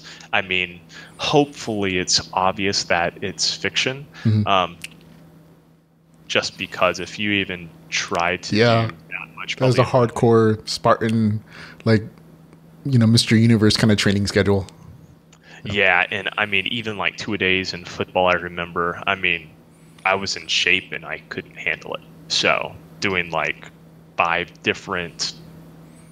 No, don't do it. Yeah, please. It's remember, this is fiction. This is like anime. Don't do the Dragon Ball Z training schedule. Don't do this one in real life unless you happen to be a Super Saiyan. Right. Now, the principles that are used with training, those are good. So, just like different aspects of there's... building muscle or a certain kind of fiber, fast twitch fiber, as opposed to the low twitch, whatever. That kind of stuff you can take, but there's a lot more you can learn about it. How those, I mean, there's like mixed. So I'm definitely going to say that your background in physical training and in sports definitely plays a big part in it, especially in book 2 of Codename Freedom, but also your work as a gamer in general helps build all these great systems, especially in Underworld. But I want to say also your background in film really does play a part in how you're choosing to describe your scenes and how you're doing your writing, because again, one of the things I keep coming back to is like in Codename Freedom 2 especially, the training scenes have such a visual quality. Like I could literally see every one of those movements you're describing, and it was a very cinematic kind of way of like describing these training systems. It really did remind me like, Rocky, all the Rocky movies, like when they have those scenes and how they're incorporating them into this almost like small sub storyline of like, this progression system with these cooldown periods in between like training sessions where it's still like developing character arcs and developing like storylines and plot points. It very much reminded me of like Hajime no Ippo or Rocky or some anime stuff, where those are very much like core like script storylines. And I think, like I said, the visualization of those scenes was very spot on for me and impactful, because I could see those movements, I could see those combat scenes very much in my mind. Awesome, yeah, and I'm glad it actually comes out that way. Yeah, because I don't even know how I learned that writing style. I guess, I mean, part of it's just the way my mind works because of that background, I'm sure, but action in itself can be so... it's a very challenging thing, I think, because I run into the same kind of concept. Like, I remember writing a martial arts scene in Adventures in Terror Book 2 where I have a slight martial arts background, and just I incorporated like unarmed combat systems and like throws and like actual training. Like my main character trains his kobold friend in unarmed fighting and martial arts sides, and there's a whole kung fu goofy storyline. Like there's a whole drunken master thing in there at some point, but it all very comes from like there's a very fine line between making this entertaining and making it technically correct. Like when you have a background in like something you're writing about, there's always that temptation like, I need to make this so correct and so detailed, because otherwise I'm not going to be satisfied for it. It's not going to seem real to me. And you can do that, but a lot of people are going to be bored of that. And that was my commentary from like some of the beta readers from my alpha reader. My wife's like, this is so overly detailed. I don't care about all this stuff. And so like trimming some of the detail out, like, oh, the exact foot movements, placement in relation to your other foot and your balance, and like them being right below your hips, and like you having, you know, certain movements, like that's a lot of text, and it doesn't really add to the excitement of the fight necessarily, the excitement of the training. So like, so it's really, I find that precise thing happening like your commenting as well, like balancing between like being punchy and being technically correct is a hard thing to do. Oh yeah, and I mean it's almost like you need to give snapshots. That's kind of what I focus on, where there's going to be a logical progression. You're not going to be able to give everything because exactly what you just said. It just gets so. Yeah. And sometimes you got to do a little wand waving, otherwise your main character dies. Especially if you're like doing dice rolls. I know Dakota Kratz are the same. Like, I do actual dice rolls when I do my combat scenes and my descriptions. I'm like, how many times does your character almost die? He's like, a lot. It's like, it's just sometimes, you know, things go there with actual dice rolls. So like, I don't have a system like that just because. Chance and coincidences. I think they're murderers for characters. Yeah, they are. They're biggest murderers. Like the bad dice rolls have killed so many more tabletop characters than the actual monsters, I think. So there you go. Okay, more questions from the audience. Christopher Larson asked, after just finishing Codename Freedom Book 2 yesterday, I'd like to hear more about the development and research of the training sequences. Personally, I found the training in that book to be one of the best, if not the best, I've read to date. I think we've sort of answered that a little bit. But is there anything else you want to add to that? Just that one of the most important things with like a big drawn out training thing, there has to be some kind of tension that leads to different like point, or there has to be a point to every single thing that you do, or a real direction for it. So just adding training for the sake of it. I mean, I could have literally made that first 60-70% of the book 100,000 billion words if I wanted to. It's just it wouldn't have been worth it. So finding that tension is hard. And right. And I noticed that in book 2, like you had specific goals. Even when you reached a goal, you already had another goal waiting for him, whether it was he wants to catch it to a friend and the way that they're working out, or like he's catching up to people with their abilities, or like there's a rival. And I think that draws a lot from the same thing like Rocky or the anime, where they have specific training sequences because there's a purpose, whether it's saving the world from Vegeta or from like, you know, wanting to like get your chance at that world title with Apollo Creed. There's a goal that's pushing them, and that's creating the reason and the tension for that training. Right. Yeah. The motivation, or even the outside force. Like, of course, the main character has to probably even have the main motivation that's driving the story, but then you have the outside forces that are just trying to knock them off the path. Right. That conflict. Yeah. And I mean, it's really just the kind of thing that I love.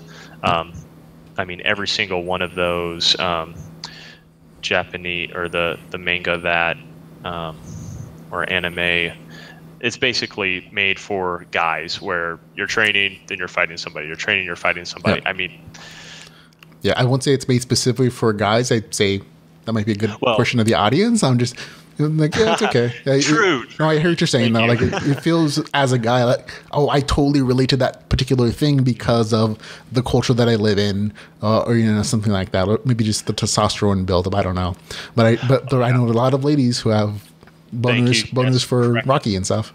Let's see a couple comments from chat real quick. It says Dave Wilmar says Apollos writes very pretty. He also says that I can't write action. It comes out like he poked him with a sword and then poked him again, and then the bad guy poked him back and everybody bleeded. So that's Dave's comment. Did he dodge? I don't think there was a dodge roll in there at all. So just had the dodges. Yeah, so I think that's why he chose to do kingdom building a lot in his stories instead of just like a straight action combat thing. I'm just kidding, Dave. I love you. Okay, Dave actually has a question from like the ones we collected. He asked, his very serious question is, does turkey count as bacon? Turkey bacon. Oh man. Does it count as bacon? I like turkey bacon, but I don't think it counts as bacon. Meaning, I will almost eat anything. I would never substitute the two. I think that would be a crime. I don't think it should be all bacon. I don't know what you would call it because it's kind of like bacon. But yeah, just bacon has its own just place in the world that nothing can.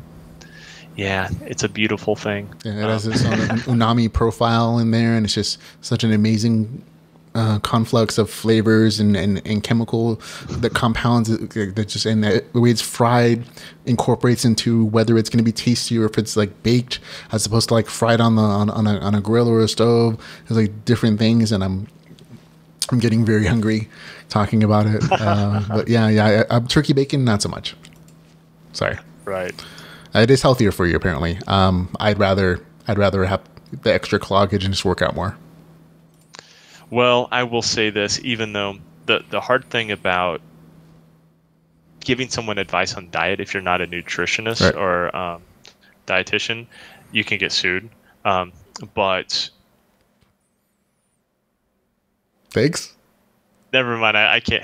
Well, basically, I mean, like the fat, that sort of thing. If you're eating in moderation and it fits into your macros for the day, it's not necessarily bad for you, unless you can't digest fat and that kind of thing.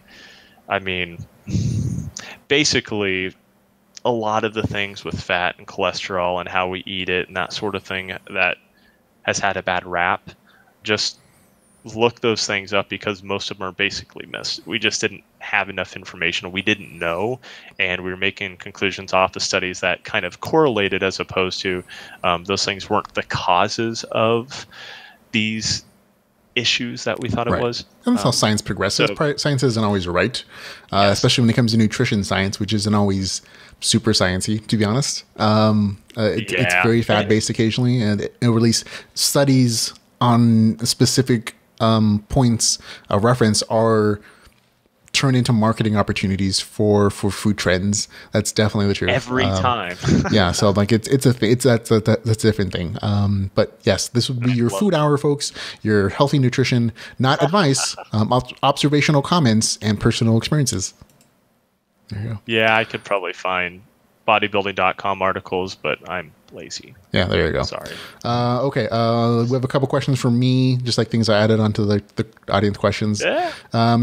We all know about your legendary love of bacon. My question is, how much bacon do you currently have in your fridge right now, and what is your current favorite flavor? Oh boy, I can't say that I have a favorite flavor. I'll start there. Hickory, I'll even get the pre-cooked stuff and just nuke it. I mean, honestly, sometimes that's the best stuff just because you don't have to work. You'll get it faster than any other way, and it's bacon. So how much do I have in my fridge? I think I just have one regular package. Although today, for dinner, since my wife was at like a shower, my daughter and I, we got McDoubles with bacon. They're like $2 here. So, I'm loving it. Uh-oh. Yeah. What has he got? I bought bacon just for you, like on the show. I was like, Apollos isn't it? Come on. And if I don't have bacon in my fridge, I'm going to feel super, super bad about this. So I made sure we don't actually, I haven't been to the grocery store in months. I started on that Instacart thing where they give groceries to me, like they deliver it. It's super awesome, by the way. I don't want to leave my house anymore for any reason. So I bought bacon specifically because you were going to be on here. I was like, I have to have bacon in the fridge. I have plenty of ranch. I have like three bottles of like the big stuff. But I had to go out and get some bacon. So there you go. That's my thing. That's awesome.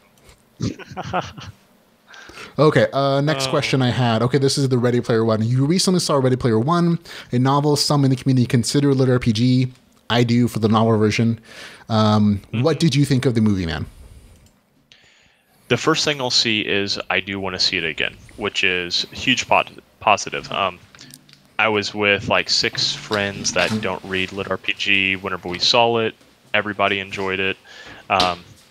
And just for that aspect alone, I got to give it 2 thumbs up, because I think it's going to be, one, huge for the genre. I mean,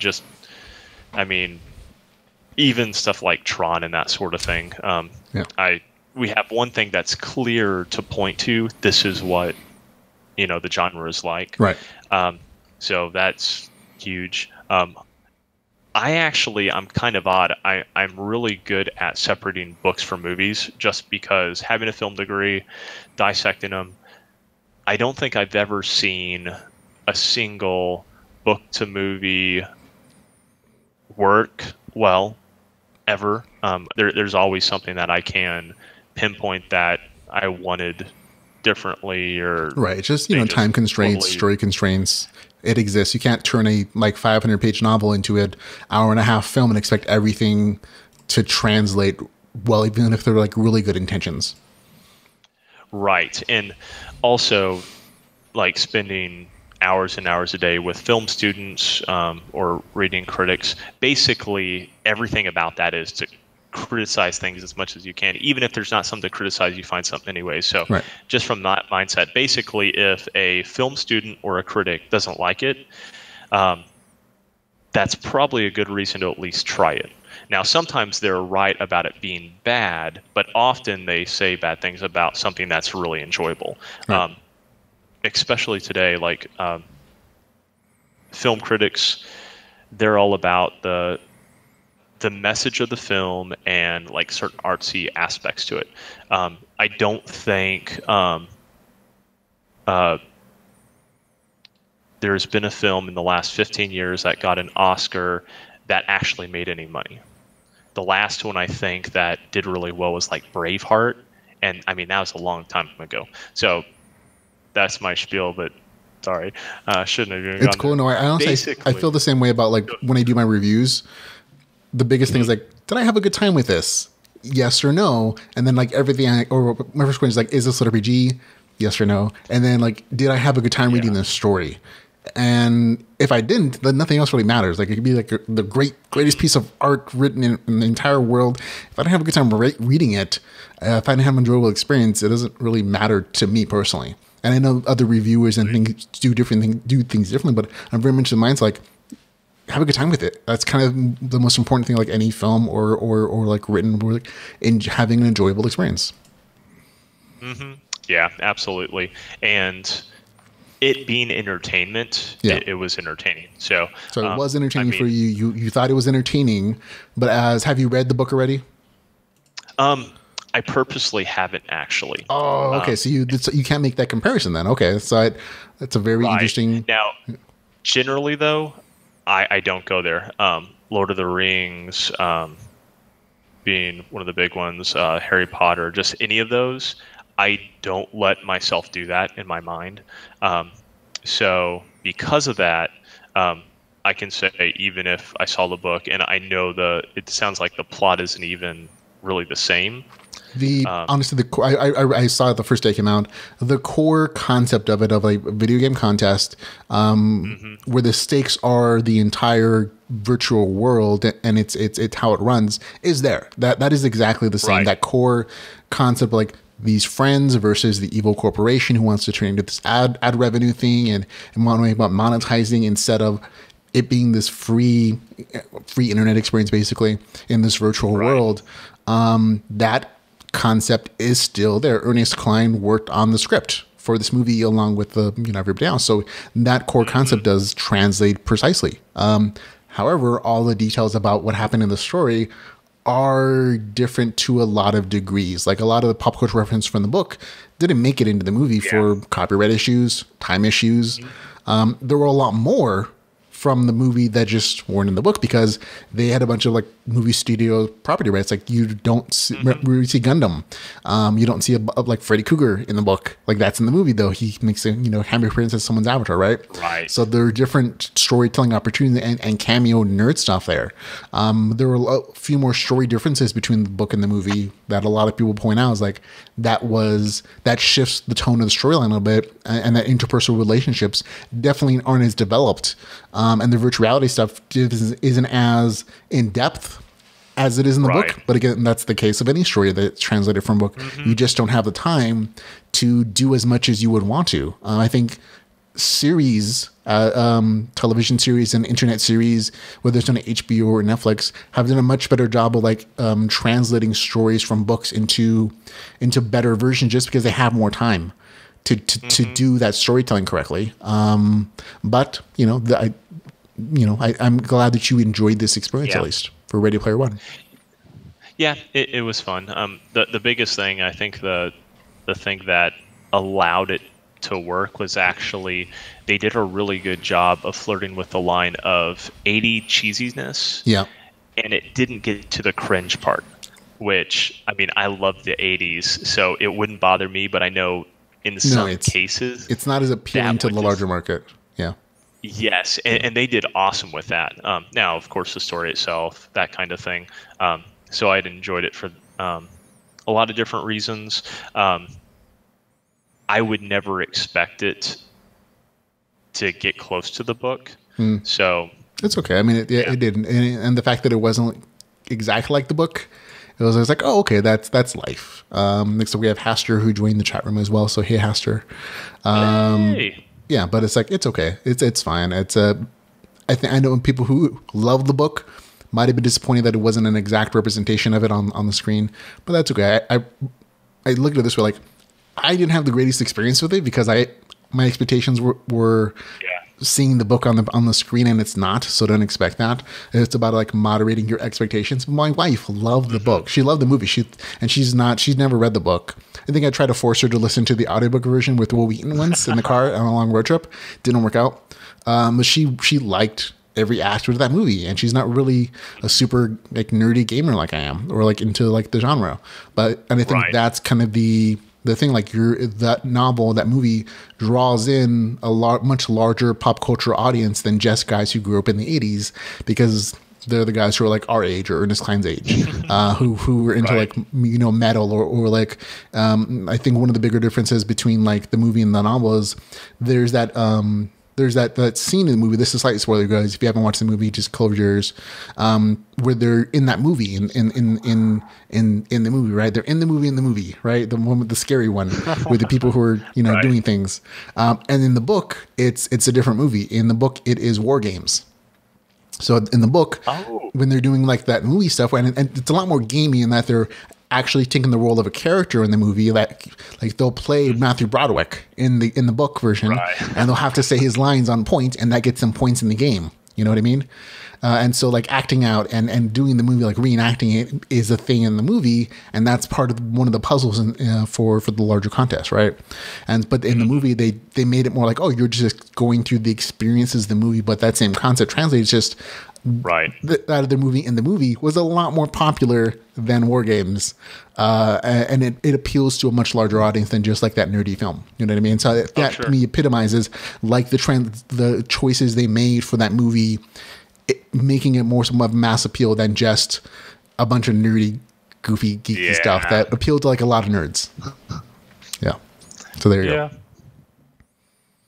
So perfect. A couple comments from chat. They say, as a book, Hasser says, Paul Campbell Jr., I guess, says, as a book fan, I was disappointed, but that was my fault. The movie was fantastic, not perfect. Timing was off at times, but the overall motion of the book was spot on most of the times. And I absolutely agree with that concept. It's just moderating your expectations. If you're a super fan of the novel and the audiobook reading, just understand that it's not the same exact thing as the movie. And I think that's a lot of things I always just say about the novels that we read as well. It's like, moderate your expectations and you'll have a really good time with it. But if you go in with super high expectations with this for a novel or movie, you're probably going to be disappointed. Yeah. The last time I let myself do that was Ender's Game. Yeah. Just because it wasn't book. It is. And the movie is just like, there are points where I'm like, that is supposed to be better. That's a really important point, and that was like 10 seconds. You know what I mean? I'm like, at least Harrison Ford is there, I guess. That's right. Yeah. No, it was still enjoyable. I always ask people that haven't read it. Yeah. Like, if you've never read the book, you might like the movie. But if you Read the book afterwards. It's better. That's usually my thing. With the exception of like maybe, like I said, internet television and the marketing that Amazon and Netflix has really kind of changed the game in that respect. Like Altered Carbon on the Netflix series was a great interpretation of the book. I thought it was like, because they had like 10 or 12 episodes to do it. So they have like 10 or 12 hours almost to do justice to the novel. And it's not a perfect copy still. It's like, to me, that's a much better rendition than an hour and a half film or a 2 hour film could have ever done. The same thing with like The Expanse, which is on an Amazon series. It's a sci-fi. I can remember it was sci-fi. I see it on Amazon. But like the same, that's a 3 series thing at this point, and it covers like the first 2 books so far. So I'm like, the expanded opportunity to storytell is very much along the lines that we have. Like we have larger opportunities to tell our stories as indie authors, and they do now too, because they don't have to be beholden to a particular studio. They can do a longer series format, and it's as entertaining, and they can make as much money. Right, probably more, because it's going to have a longer lasting thing, because you can binge that stuff, and especially, and honestly, it's about time that they're doing it, because I mean, thankfully things like Games of Thrones, it's kind of unlocked their ability to do it, and Netflix, just them as a studio, that what they're willing to do is going to change. Yeah, the risks that they are willing to take are much bigger than like a traditional movie studio, because they're not necessarily investing in like the ad opportunities. Netflix is investing in the subscription opportunities and keeping their viewers happy and expanding their subscription base, instead of just focusing on sure wins with a particular story type of architecture and it repeating itself. So like those indie opportunities are much bigger, right? I think for me, and that kind of feeds into our own indie kind of style. Like the opportunity for change is there, and it's just us grasping it and making it our own, I think. So I think it's a really good way to end the audience conversation, unless somebody in the audience had some other question. I think Dave said, would you like to play a game? There you go. That was his question. Yeah. It looks like it's in quotes. I love games. Yeah, I would love to play a game. So there you go. Nobody else seems to have a review real quick. Yeah, nothing. Lots of just comments about other aspects of it. So there you go. Don says Amazon Studios is closing their subs this year. They were a good resource for peeps, because she does like script writing. So yeah, there you go. Okay. Was there anything else you wanted to add that I haven't included in the review at all, or the interview? Not at all. No, I think you're forgetting absolutely. Give me money. You have a countdown deal going on right now, man, for book 1, Codename Freedom. That's a big deal. You're awesome. I literally did. Like, I'm getting 10 minutes from now, I would literally fall over. Yeah, I know it's late for you. If you want to keep going and just to watch me now. So yeah, countdown deal until Monday. Book 1's 99 cents. Codename Freedom. Survivor Week 1. I think for the rest of the week after that, until Friday, it's going to be $1.99. Right. So for specific dates, in case people are watching this at a later time than it is live, it'll be 99 cents up until like midnight on April the 15th, 2018. And then it'll be $1.99 until April the 20th, 2018. So go check it out. It's a really good deal. It's normally priced, I think, a couple dollars more than $1.99, something like $3 or $4. So they'll be saving money either way, but definitely go pick it up right now if you've never read it. 99 cents, great deal for this. Like, I think it is like, 350, 400 pages for book 1. I think 374. So hey, look at that. It comes out as something in the middle or so. I knew it was somewhere in between those. But it's a really good story. I definitely recommend it. Got a good score for me on both books. Everything you've ever written has gotten good scores because they bring originality to a lot of their concepts and to their game mechanics, and the storylines are just super enjoyable to me. Even though I know some people don't like slice of life stuff, these are still very fun, entertaining stories.